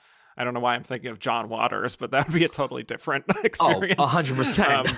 But yeah, like someone like with a real directorial vision, I think could have Yeah. made something very poppy and kind of campy, but And Michael also Showalter doesn't have that. He right. doesn't really have So, that. but Jessica Chastain is the reason to see this film Absolutely. ultimately. So, yeah, I think it is a very good, committed performance. You can tell that she really loved Tammy Faye a lot and has been thinking about her for, I mean, she was for a decade, wanting to make this. So, I think it's good work. I don't know if it's necessarily one of the best wins that we've seen over the past 10 years, but it could have been worse. I'll just say that. It could have been, I mean, this could have been a very embarrassing performance, honestly, if she didn't get the frequency 100%. right of this. Yep. So I think she does not embarrass herself and does pretty good work to make you empathize with a very strange person, but someone who was very capable of love. So, I mean, I love her. I love Jessica overall, and I'm happy to call her an Oscar winner. I yeah, just wish it wasn't for this. right. Yeah, there are many such cases throughout Oscar history with that. But let's get to the Oscar race here. For the precursors, I think it's safe to say it was total chaos, pretty much from start to finish. Yep. For the Critics Awards, Penelope Cruz did pretty well for herself. She won the two of the three major Critics Awards, the Los Angeles Film Critics and National Society of Film Critics, plus a few other regional awards. Olivia Colman won quite a few regional awards as well. Jessica Chastain, same thing. Kristen Stewart definitely did the best overall, winning a lot of those Critics Awards, including like Chicago and some major ones there. Nicole Kidman, not so much a critic's fave, but she did win the AARP Movies for Grown-Ups Award. Shout out AARP. A likely film for them to embrace. But then with the major precursors, Nicole Kidman actually won the Golden Globe over most of this competition. So she was like maybe a soft front runner for like a week or two. Yep. And then the SAG award went to Jessica Chastain, which lurched things in another direction. And she followed that up with a win at Critics' Choice. Kind of a shameless win since she was far from the critics' pick, but I digress. BAFTA is fascinating this year because literally not a single one of the BAFTA nominees was nominated at the Oscars. Still shocked by that. I'm still shocked by that.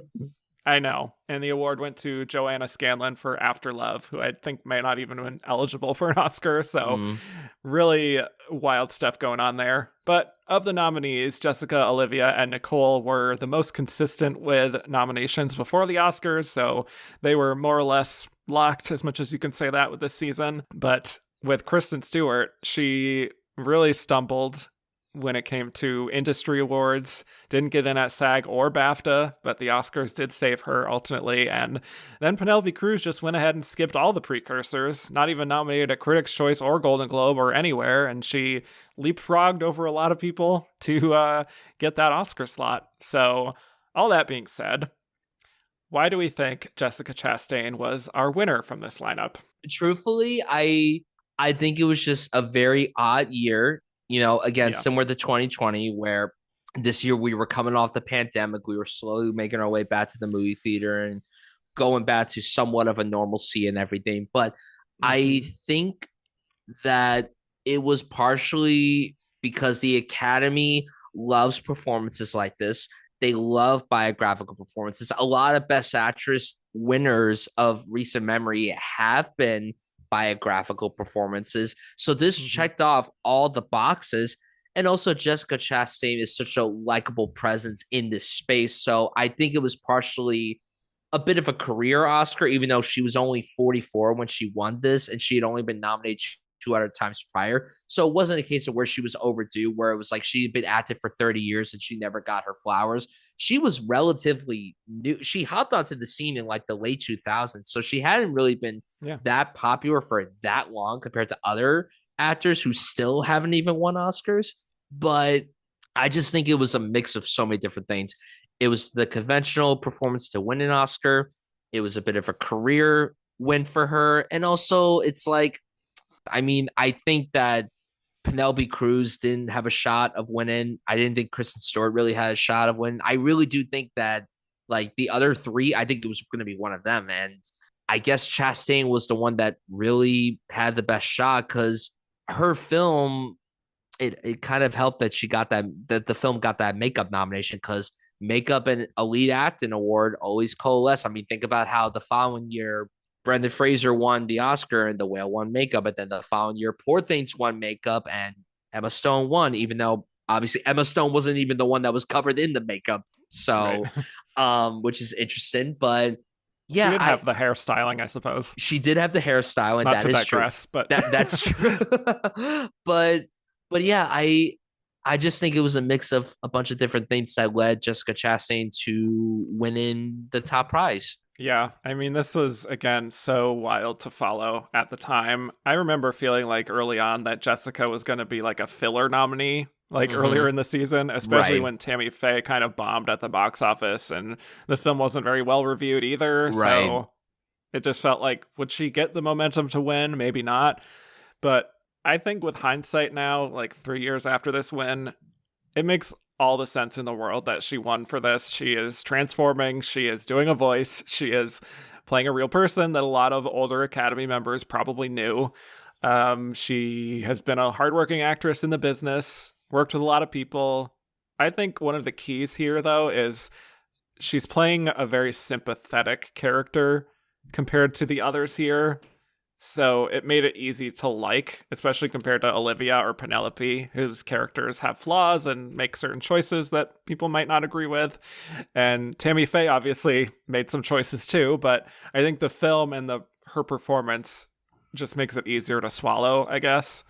Plus, you know, if anyone went to Q&As at that time, she was a heavy campaigner. She talked a lot about this being a huge passion project for her. So I think there was some respect there that she finally, you know, got it made.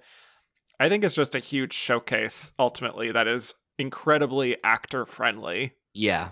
You know, and I mean, compared to Nicole or Kristen, also in biopics, also transforming, I just think being the Ricardos was divisive from the start, really. And people had a lot to say about just the casting itself of Nicole Kidman, which I think may have hurt her. Right. And same for Kristen to a certain extent, and people in the industry definitely didn't respond well to that movie. So yeah, I think this was sort of just like a happy medium ultimately, where everyone could kind of be like, well, maybe she wouldn't be our choice in like a stronger year, but given the options we have, this one has the least amount of negatives, I suppose. Yeah. Not that she won by process of elimination, but it's not that. Right. Yeah. So, yeah. And I think she gives a lovely speech. I don't know if you've watched this a few times already, but I think it's beautiful. I've watched it plenty of times. Yes. I've watched it plenty of times. And also shout out to her dress that night. She looks great. She looks great. Mm-hmm. Oh God, she's just so radiant. I love her so much. That was a great speech too. I just, yeah, again, it's not a win that I'm angry by, but as someone who does love Jessica Chastain, I wish that she got her first Oscar for Zero Dark 30. Like that really should have been her first Oscar win, in my opinion. But this isn't a terrible Oscar win. It's not the worst thing ever. She could have won for an even worse film or worse performance, but you know, she is good in the film. So it's not like she was awarded for a bad performance. That's how I look at it, even though I'm bummed that it was for this movie of all movies. Yeah, I would agree. Even though I'm sure she's happy with it being for this 100%. Movie because she worked so hard for it. But yeah, as an outside observer, would wish it was for something a little more challenging, I suppose. Not that this wasn't a challenge, but just like a more compelling character. I don't know. Exactly. But I think, you know, there were options here, like Penelope Cruz kind of came on strong apparently in the last minute in terms of like some of those anonymous ballots started to say that Penelope was getting a lot of heat. I don't know how much that was real or not, but hard to say. I think Olivia Colman, she had just won a few years ago, and, there was some difficulty with that character, even though the movie did get 3 nominations. So, yeah, she had a little bit of competition, but I have a feeling probably not too much in the end. I agree. Got some questions to get to. Yes. Let's hear these questions. People are fired up about this year. Let's start off with Joshua McNeil. Since none of the nominees' films are nominated for Best Picture, is this considered a weak year for lead female performances? This lineup, yes, but in general, no. There are plenty of great lead female performances that we got in 2021. I mean, I'm sure there's questions about like who would you have nominated and everything, but like you brought up before a few performances like Amelia Jones in Coda, Rachel Zegler in West Side Story, Alana Haim, my dearly beloved Alana Haim in Licorice Pizza. Yes. My favorite performance of the year, Renata Ryan Svet, Worst Person in the World. There's so many great lead actress performances that came out in 2021. And unfortunately, this was the safest batch that they could come up with. Now, again, I love all these actors, and I do like most of these performers. Like, I like Penelope Cruz. I like Kristen Stewart. I like Olivia Colman. Chastain, sure, she's fine. Nicole Kidman, get her out of here. But overall, I mean, it's a good lineup overall. It's not a bad lineup by any means. Yeah. I would also say it is never really a weak year for lead female performances when you look at the broad scope of film itself. Exactly. You can't just go off what got nominated for the Oscar. You can't do that. That tends to tell a different story. But in terms of this category's connection to the overall Oscar nominees, it does feel pretty disconnected from what voters really cared about that year. Yeah. Like, even when I'm so focused on Best Actress, obviously, that when I was like thinking about all these nominees before I started, I was like, oh yeah, this is also the year of The Power of the Dog and West Side Story and like all of these other films that maybe leave a more lasting memory for me. Yeah. That like this group of films just feels like none of these were part of the conversation of like the best in film necessarily that year. So. Yeah. Fritz said, is there a winning performance that is more WTF when you just watch a clip but makes sense when you see the entire movie? I assume this is about Tammy Faye. What do you think? I mean, I have to really sit down and think about I mean, I'm sure there's probably so many to choose from. Yes. Like, I would say the one that won the very next year, Michelle Yeoh, for Everything Everywhere. Oh, yeah. I think that was for me, that was a complimentary WTF, not a derogatory WTF. Because it's like, this is a performance that won an Oscar. That's hot dog fingers and all this stuff. Yeah. Exactly. But like, if there's one that I didn't like that won Best Actress, it's really tough to say. Like, she Kate Winslet for The Reader. I don't know. Like, that's a WTF, not complimentary in my book. It's not. She should have won for a different movie, but wasn't nominated for that. But that's a different discussion for another time. Yes. Justin Edwards said, Jessica Chastain's Oscar is one of those, oh, they won for that wins. What other actresses fall in that same category of glad she has one, but should have been for something else? Oh, well, you just said Kate Winslet. Kate Winslet is one. Julianne Moore is another one. Sandra Bullock might be one. It's like, oh, she won for that. Okay. I would add Renee Zellweger both times. Both times. Yeah, both times. Although, which win do you like more from her? Probably Cold Mountain. I know that might be a hot take. Yeah, I like the Judy win more than the Cold Mountain win. Not by much, to be honest. Not by much. I appreciate that she brings some life to a very lifeless movie. Yeah, Cold Mountain. Exactly.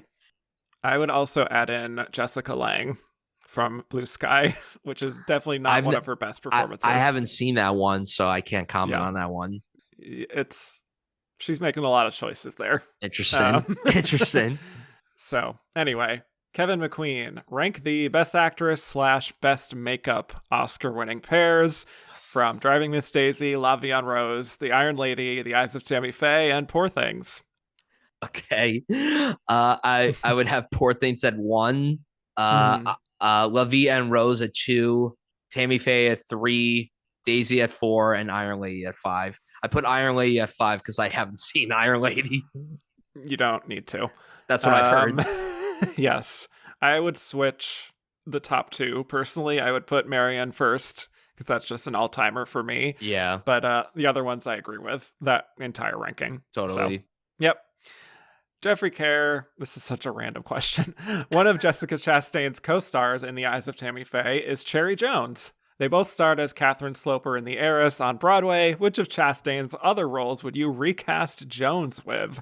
First of all, they are such different types of actresses. How could you pick that? That's so dumb.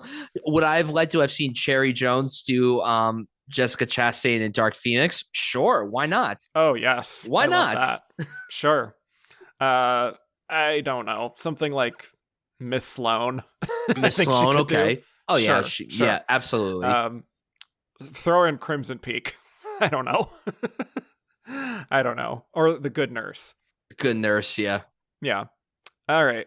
Andy Bayless. Let's do a swap. If The Favorite and The Lost Daughter swap years, does Olivia still beat Glenn in 2018? And does she beat Jessica here?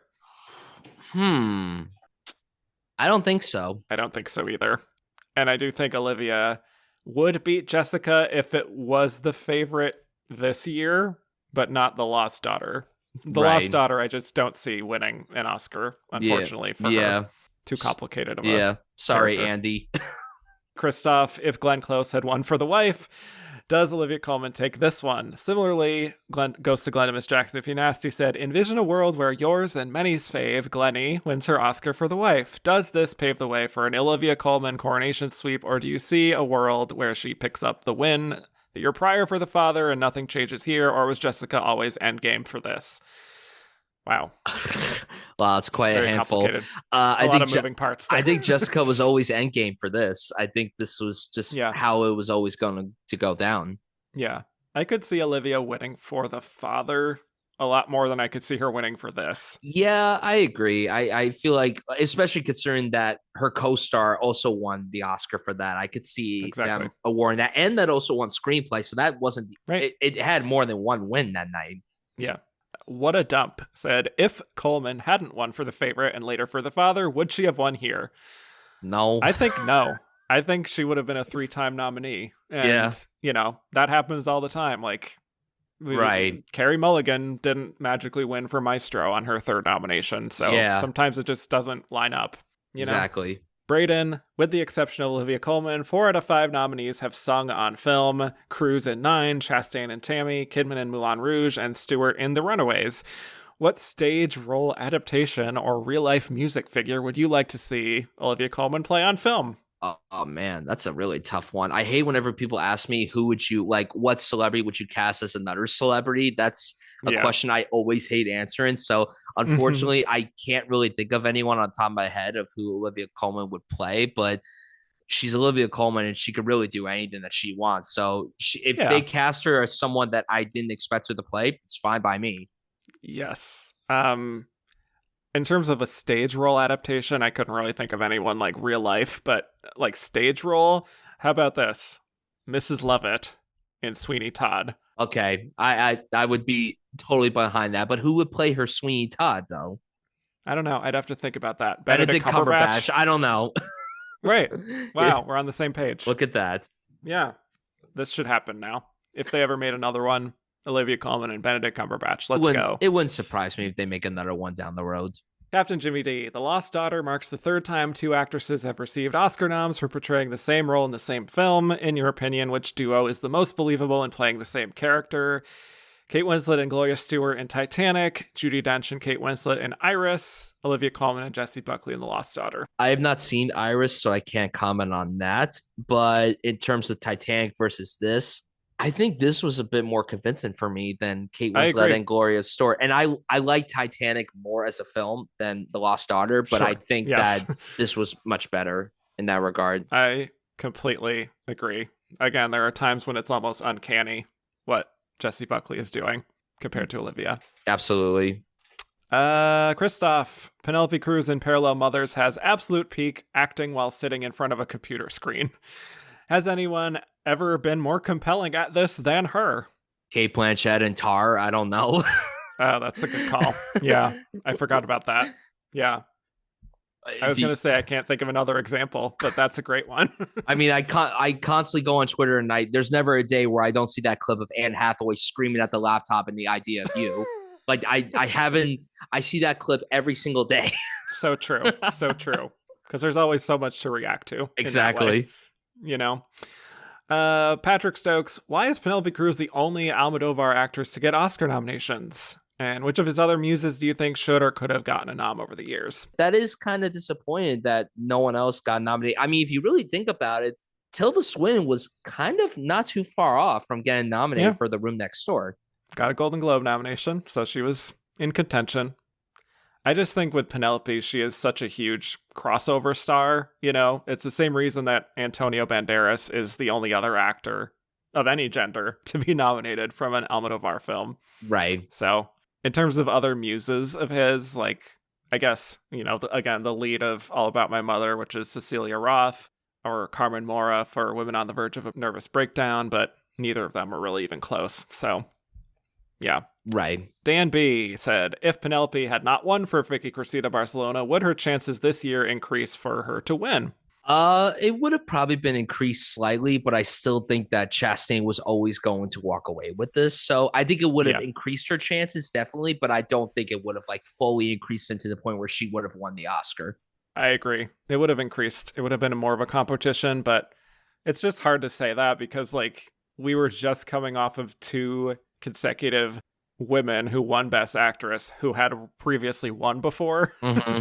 Like Renee Zellweger and Frances McDormand already had Oscars, and that didn't stop them from winning again. So I don't know how much her not having an Oscar would have affected anything. Exactly. So there you go. Jamie said, how would you rank Cruz among all foreign language nominees in Best Actress so far? Oh man, all of them? Jesus. All of them. That's insane. They didn't even provide a list. Yeah, a list would have been very helpful, Jamie. Like, come on, Jamie. There's such little time in the day as there is. You couldn't have provided us a list. I truthfully, I have to really sit down and think, but she's definitely probably towards the top for me. She may not be the top. I have to really think about it. But I think in terms of recently, I've loved how they've really embraced foreign language performances. I mean, Fernanda Torres is nominated for I'm Still Here, which I just watched yesterday, and I loved that performance. I think that would be a really exciting win and everything. But I don't know. I can't really properly rank amongst all of them. That's really tough to say. Yeah. I have a few that I would prefer overall to Penelope, like Isabelle Huppert in Elle. I just love Emmanuel Riva in Amour. I already talked about Marion Cotillard and La Vie en Rose. Yeah. Penelope herself in Voltaire.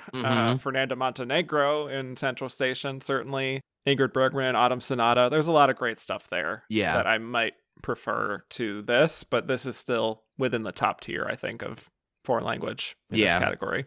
Yeah. I don't really know how to answer this question, but Bouncing 1991. Which biopics should Olivia Colman and Penelope Cruz star in? I just want a biopic to happen where the both of them are in it together. Like, let's just get that off the ground. Yeah, right. If there's something from history where they can both play like badass, like murdering women. Watch Ryan Murphy come up with it. It sounds like a Ryan Murphy project. Let's not put that onto the universe. My answer to this is none, because I think there are too many biopics as it is. So just like, I'm just going to unfortunately, there's never enough. That's the thing. Apparently so. Greg Crameen said, I didn't care if Nicole didn't seem like Lucille Ball, but her trying to be Lucy Ricardo was very cringy. If she had nailed the Lucy Ricardo impression, could she have won? I don't think so. Nah. If the screenplay was the same as it was, no way. No, I don't think it would have made a difference. Ben Roberts, would Deborah Messing have made a better Lucille Ball? Okay, when I saw this question, I kind of laughed because my mom loves Deborah Messing, so this was kind of like a really funny question and everything. You should have asked her. I did, and she's like, maybe. She said maybe. Maybe. Oh, maybe if they made the movie like 15 years ago, sure. Yeah, that's the thing. I'm gonna say no. I think Deborah Messing, like I think she did like an episode, like a one-off of Will and Grace where she played Lucy. Mhm. That was fine. We'll just leave it at that. We don't Yeah. need to have her in a movie. Yeah, no need for a feature-length film. Instead, we could just have 20 minutes of her playing Lucille Exactly. Ball. Right. That's fine. Steffi Akane, thoughts on Blanchett in Being the Ricardos versus Kidman as originally planned? Do we like this better or worse? Would she be able to get the nom? Discuss. Well, as I said before, I think Yeah. it should have been Kate Blanchett who played Lucille Ball in The Long Haul. Would the film have Yep. been better? Probably slightly better, but again, if like it also really factors in on who they cast as Desi Arnaz. Like I had pitched Oscar Isaac to play Desi Arnaz. I think if that was what we got, Blanchett and Isaac, it would have been so much better than Kidman and Bardem. But would she have gone the nom? I would say probably. I think she would have gotten. I mean, the Academy loves Kate Blanchett. And of course, yeah, they nominated her the following year, obviously, but that doesn't stop them. There have been many times where actors have been nominated for years back to back and everything. Olivia Colman just did it right here. Exactly. Yeah, I agree. I think it would have been better. I think she has sharper comedic timing and she sounds more like Lucille. So would have been interesting, but again, I don't know if they would have made up for the poor material of the script or the direction. Andrew Carden recast Lucy in Being the Ricardos with a Best Actress nominee from the 50s, 60s, 70s, 80s, and 90s. I don't know if you did any of this, but well, I mean, since Kate Blanchett was nominated in the 90s, I'll just go with that as my 90s. Well, there you go. There you go. 80s. I don't know. Jessica Lange. I don't know. This was really tough for me to figure out. Jessica Lange, probably. Makes sense. 70s. Faye Dunaway. I don't know. I'm just listing random people. That would be incredible, actually. Not gonna lie. Friend of the pod, Sophia would probably love that. So that's right. Yep. And then 60s, Shirley MacLaine. Again, I'm listing random people. And then the 50s, Katharine Hepburn. I don't know. Well, here's what I came up with for this. For the 50s, I'm doing Judy Holliday. Okay. She can do that screwball comedy. Absolutely. Perfectly. For the 60s, I would also say Shirley MacLaine. I think she has the voice for it. She has the comedic chops for it. She could do that. For the 70s, I didn't really know, but I went with Anne Margaret. Okay. I don't know. That's a good pick. For the 80s, tempted to do Mary Tyler Moore, but I don't think she would do that. I said Glenn Close. Of course. Because it's me. It's me. And for the 90s, who I think could do it pretty well is Annette Bening. Yeah. She would have been a good Lucille Ball. I would have been very behind that casting. So there you go. Humphrey Fogart, excuse me. Humphrey Bogart came back to ask a question.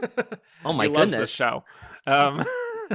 What former Best Actress winning role would you like to have seen Lucille Ball in? I'm going to bring it back to Judy Holliday and say Born Yesterday would have been fantastic. I would also love her in Who's Afraid of Virginia Woolf. That was going to be my pick. Who's Afraid of Virginia Woolf. Yeah, I think that would have been a very cool role for her to pull off. Yes, she would tear into that. Fritz. Nicole has 4 Best Actress nominations. If you can give her 4 nominations for any of her leading roles, what would they be? Oh, any 4 leads. Okay. We're picking roles that haven't been nominated by Nicole Kidman. I mean, we could include them. I think it's just if you had your pick of she can be nominated for 4 leading roles. Okay. Even if they are nominated. Got you. What would they be? Okay. To Die For, Birth. Yes. I personally would keep the Moulin Rouge nomination. I would keep that personally. And then I would pick Eyes Wide Shut.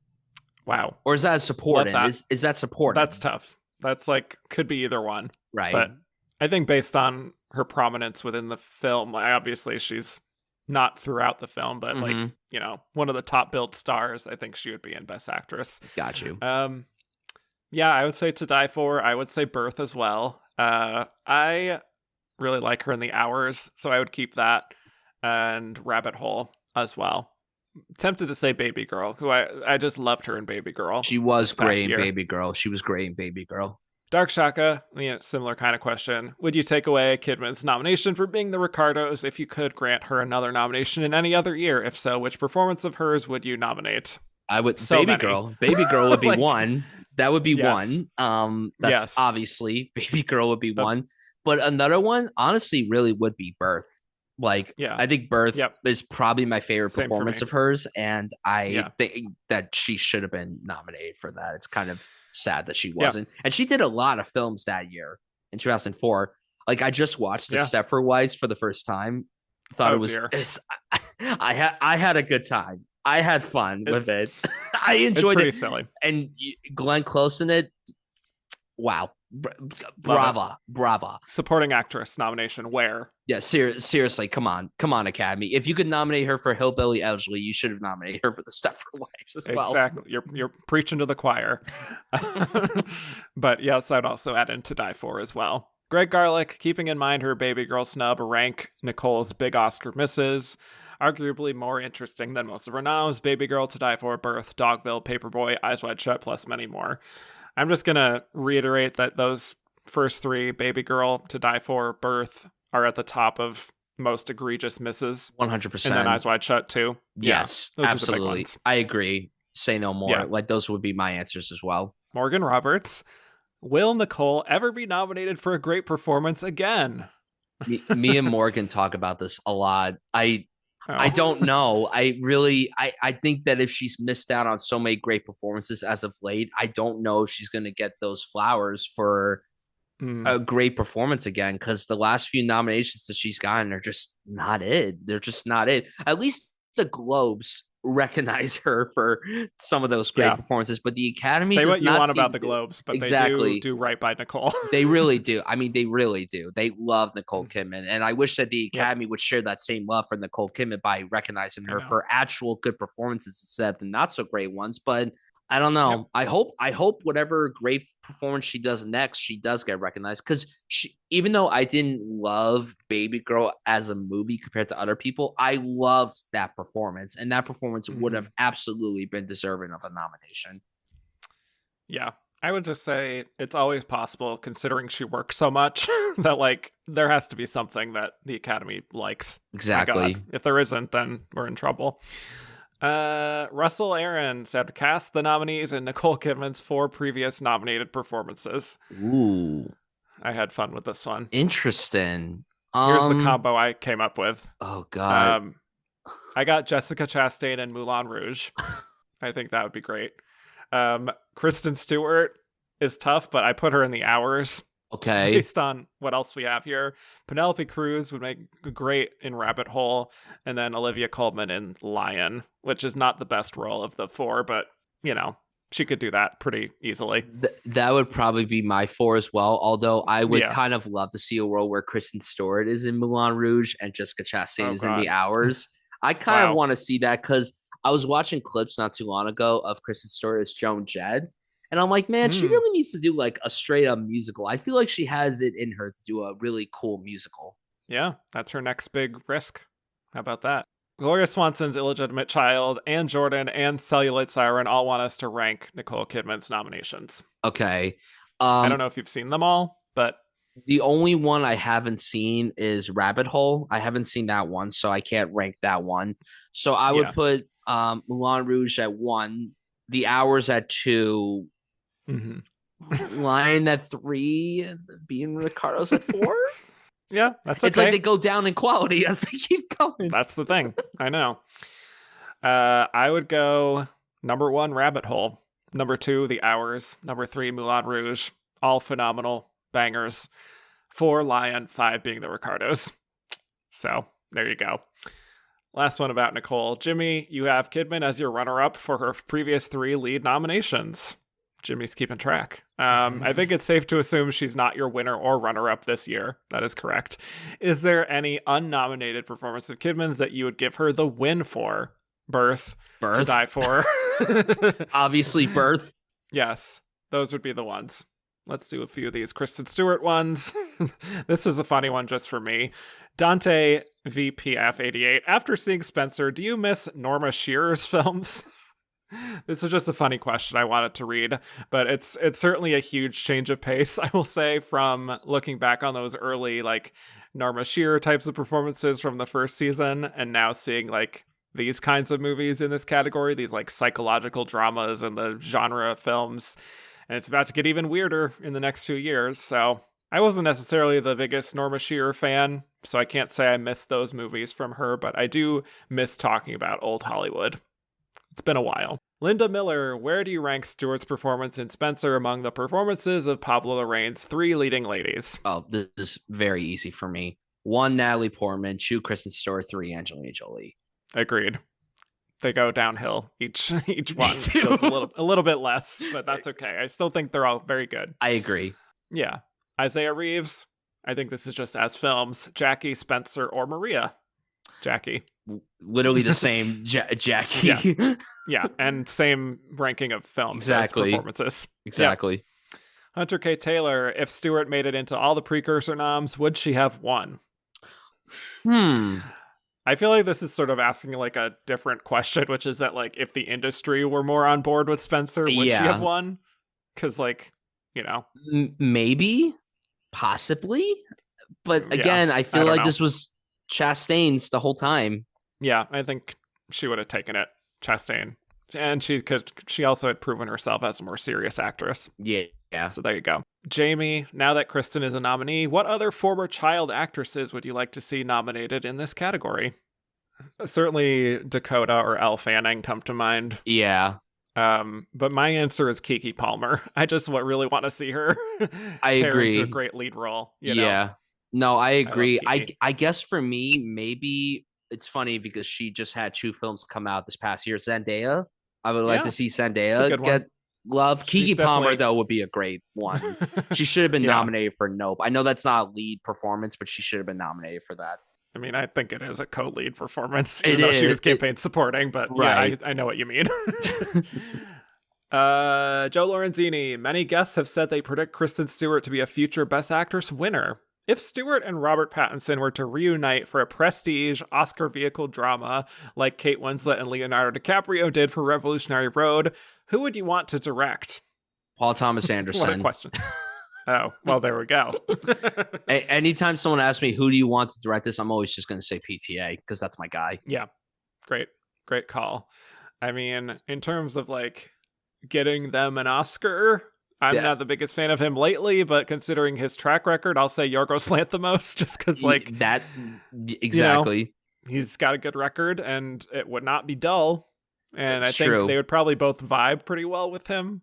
So I believe so too. I think that it's kind of surprising that neither of them have been able to work with him yet. But I mean, he's clearly having this amazing time working with Emma Stone nonstop. And I feel like down the road, both of them will be working with him if they haven't been offered the opportunity to work with him already. Yes. Josh said, none of these actresses have been nominated again since. It's not that long ago, I know. Rank them from most to least likely to return with at least one more Oscar nomination in their career. I think of all of them, Olivia Colman has the strongest chance of getting nominated again. I think the one that has the least chance of getting nominated again is probably Kristen Stewart. I actually completely agree. I would have Olivia first and Kristen last. I just don't know if Kristen is really interested in doing that kind of stuff. No, I don't think so either. I think which is fine. One and done, and that's totally fine. Now, that's not to say that I hope she does. I would love for her to get another nomination down the road, and I feel like it could happen. But right now, at this stage in all of these women's career, I think that Olivia has the likelihood of getting nominated again much sooner than the rest. Although it should have been Nicole. Nicole should have been nominated this year. So I'd probably rank it Olivia, then Nicole, and then Jessica, and then Penelope, and then Kristen. Yeah, I could see that. Although I feel like Jessica's kind of towards the bottom because she hasn't done anything great in so long. I know. But I don't know. She still has it in her to do it again. Oh, absolutely. Well, this is relevant, I suppose. Time Lady cast these actresses in the roles nominated for Best Actress in 2025. Oh, man. I don't know if I want to answer this. First of all, I don't think anyone should be playing Amelia Perez since none of them are trans. Mm-hmm. So, you know, if we're doing the exercise, Penelope Cruz by default. Yeah. I mean, who else could you really pick? Right. For the substance, who would we do? Nicole? Jessica? I would do I think Nicole. I think Nicole will be very good for that. Although I could see obviously with the circumstances, I feel like Nicole Kidman could also do like a I'm Still Here type of role. I could see her in that kind of role as well. Right. Same with Jessica and Olivia. Honestly, everyone Olivia. except for Kristen, I could see in a role like that. Kristen would Right. probably be Honora because Honora, she's the youngest and everything. Mm-hmm. Cynthia Erivo. Oh well. Can anyone here actually like sing like belt? No. The closest I would say is Jessica. Like in her younger years, could be Elphaba. Yeah. Not now. She's in her 40s. Although I feel like she would be more of a Glinda than an Elphaba. That's true. None of these people have Elphaba energy to me. Yeah. I mean, maybe Kristen, but maybe I don't think she could really do that kind of thing. Yeah. I don't know. That's a good question. It's just really hard to pinpoint which would be good in which role and everything. Yeah. Speaking of which, Joey Gentili recast these 2020's Oscar talents and Karen Black in these nominated roles. Stephanie Hsu, Judi Dench, Vanessa Kirby, Cynthia Erivo. What a combination of names. Wow. Cynthia Erivo would probably be in even writing down the answers to this. I'm just like, I don't know. Like, I don't know. I don't like recasting. I don't like this. It's not my favorite thing to do. It's okay. I can do this. I can tell you're uncomfortable. Karen Black in the Eyes of Tammy Faye, 100%. Vanessa Kirby and Spencer. Yes, sure, absolutely. Judi Dench, like in the 80s or 90s, doing The Lost Daughter. Mm-hmm. Not now. Cynthia Erivo in like a parallel mothers type of role, but it would have to be in English, obviously. Yeah. Could see her doing that. And with process of elimination, congratulations, Stephanie Hsu, you're playing Lucille Ball. Listen, of these people, I think she could do it the best. Probably. Regardless of, demographics wise, she has the energy for it. Probably. Morgan Roberts, can you talk about the BAFTA Best Actress noms versus the Oscar noms? Oh, man. I really like the BAFTA Best Actress lineup this year because great lineup. My two favorite performances of the year are in that lineup. Alana Haim and Renata Reinsfeld, they're there. I like Emilia Jones and Coda. I think that's a good performance. Tessa Thompson and Passon, I think that's also a really good performance too. House of Gucci is a monumental mess of a film. But Lady Gaga, I did like her in that movie. She committed to the bit, and I did like that. And I haven't seen After Love, so I cannot comment on Joanna's performance. But I think I like the BAFTA lineup more than the Oscar lineup. I was gonna say that too. Like, all due respect, I would have vastly preferred to talk about those actresses than the ones that we actually discussed. Yeah, exactly. I think with a few more weeks of momentum, Emilia Jones could get in.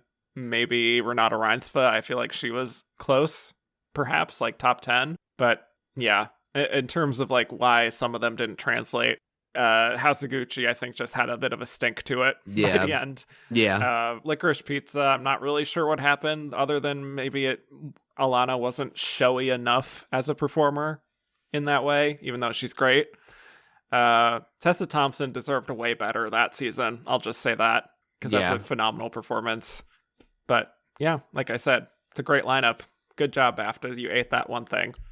Owen Daly, if you had to carry over one of the BAFTA nominees to this lineup, given there was no crossover, who would you? And then Malice Doesn't Live Here Anymore asked, who would have your BAFTA vote from the ones that were nominated? I would give it to Renata Reinsfeld in a heartbeat. That was my favorite performance of 2021, period. I would give it to her too. She would be my pick.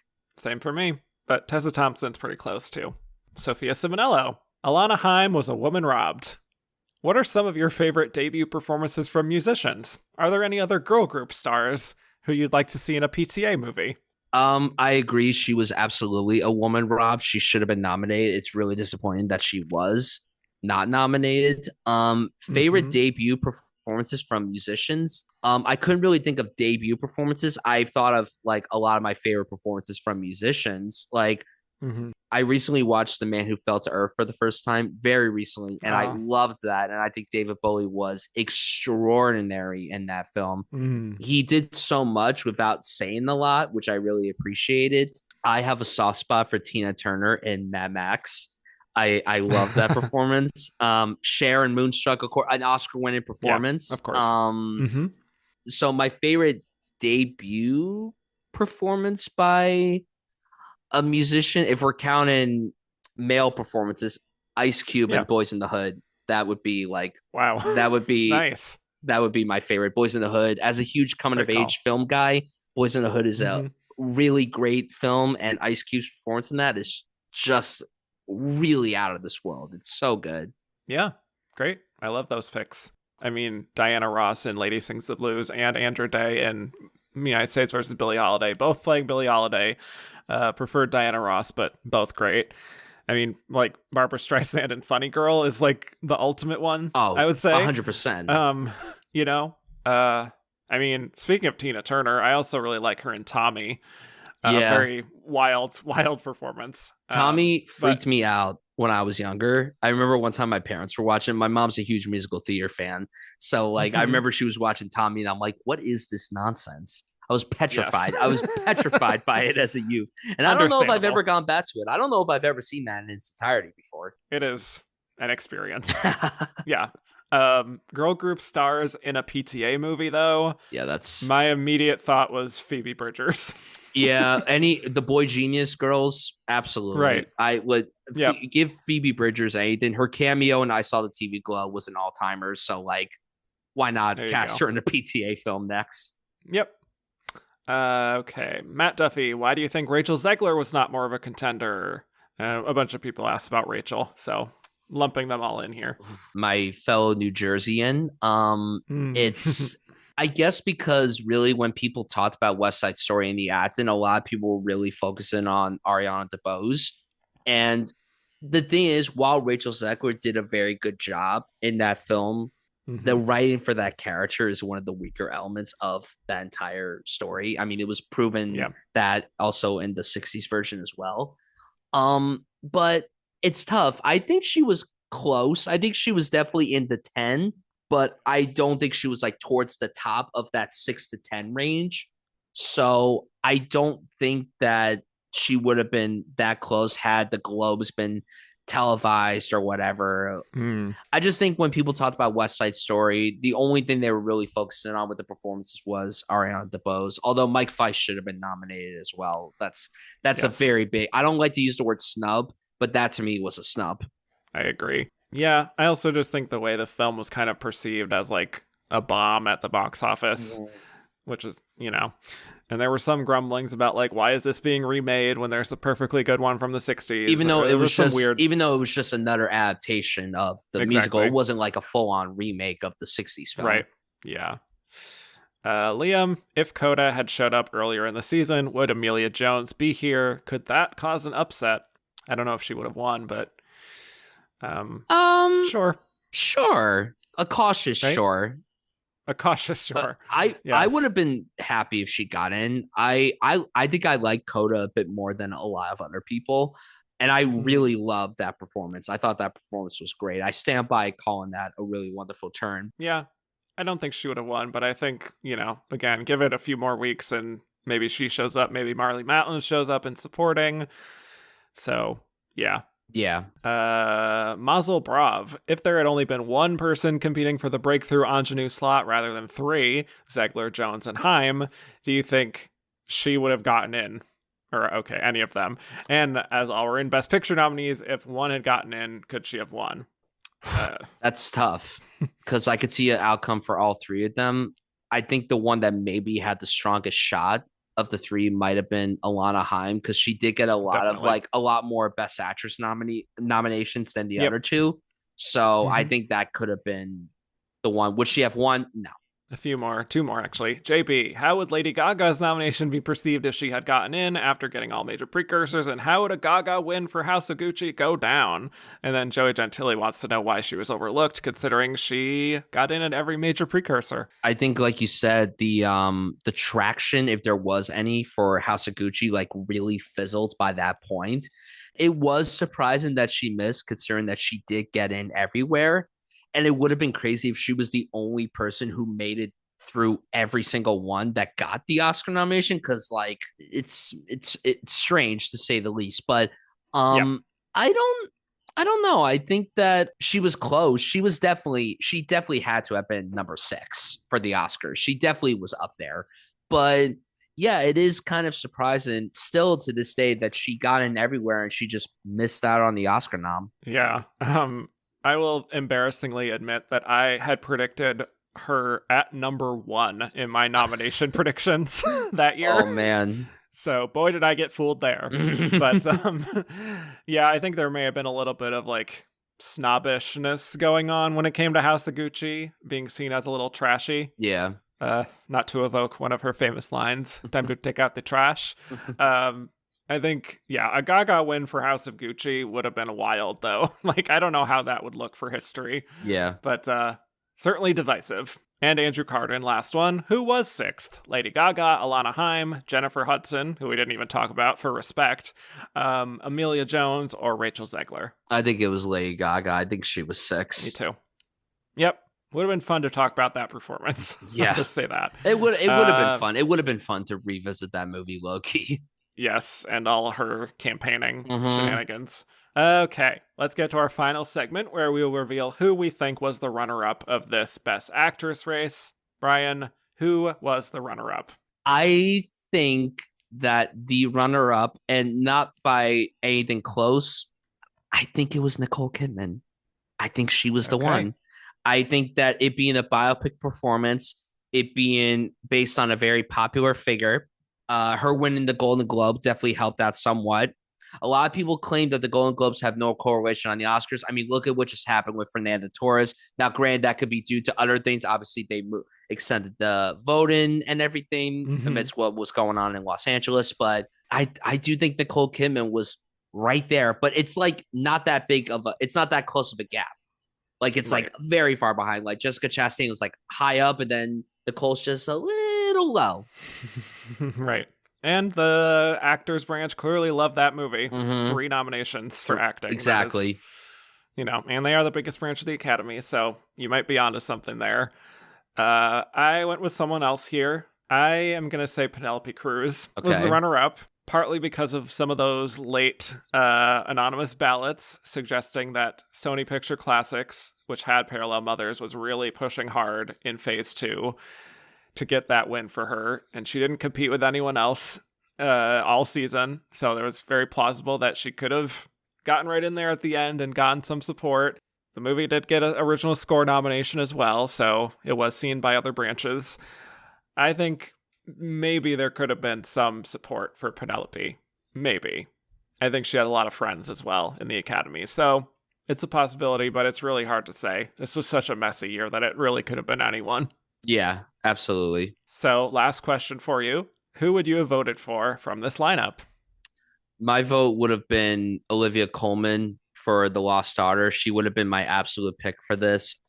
I think it would have been a deserved second win for her. And yeah, it's a character, again, that you're really not supposed to like, but you can't help but like watching her go through this journey and everything. So she would have been my pick for Best Actress. Very good. I also would have voted for Olivia Colman, believe it or not. I think that is such a incredibly complex role that could have been disastrous in another person's hands, but she just nails every single complexity of that. And for me, would have been a great first win, personally, as a Glenn stan from 2018. I would have been like, we'll give Olivia her award for The Lost Daughter, and everyone can be happy. Yeah. But Penelope Cruz was pretty close, too. It would have been one of those for me. All due respect to the biopics, but I definitely prefer Lost Daughters and Parallel Mothers to those. Agreed. So, with that said, thank you so much, Brian. This was such a great, in-depth discussion. I really appreciate it. Of course, thank you so much for having me. It was such a blast getting to chat with you about these nominees, these films, answer all these wild, insane questions, and just getting to chat with you about this year in film. So thank you so much for having me. Tell people where they can find more of you on the internet. You guys can follow me on all socials, Twitter, Instagram, and Letterboxd at Bryan Sudfield. You can find my work over at The Rolling Tape. We do written publications and podcasts. And you can subscribe to my podcast, Life Moves Pretty Fast, on any podcast platform. We drop new episodes every Wednesday. It is a coming-of-age, film-focused podcast. So if you love coming of age, definitely give that show a listen. And yeah, that's where you can find me. And there have been a few guests of this show who have appeared on that show as well. And who knows, I may be turning up at some point too. Who knows? Who knows? Who knows? But thank you all so much for listening. You could find me on all platforms at Kevin_Jacobson, and the show's at Oscar Runner Up on Twitter, Instagram, and Blue Sky at And the Runner Up is. Rate, review, and subscribe if you haven't already. And if you liked what you heard, go to patreon.com/andtherunnerup for a whole bunch of bonus episodes. Next week, we'll be discussing the Best Actress lineup of 2022, where the nominees were Cate Blanchett in Tar, Ana de Armas in Blonde, Andrea Riseborough in To Leslie, Michelle Williams in The Fabelmans, and Michelle Yeoh in Everything Everywhere All at Once, with the winner being Michelle Yeoh. So with that, thanks again, Bryan. Thank you. And I will bid you all adieu.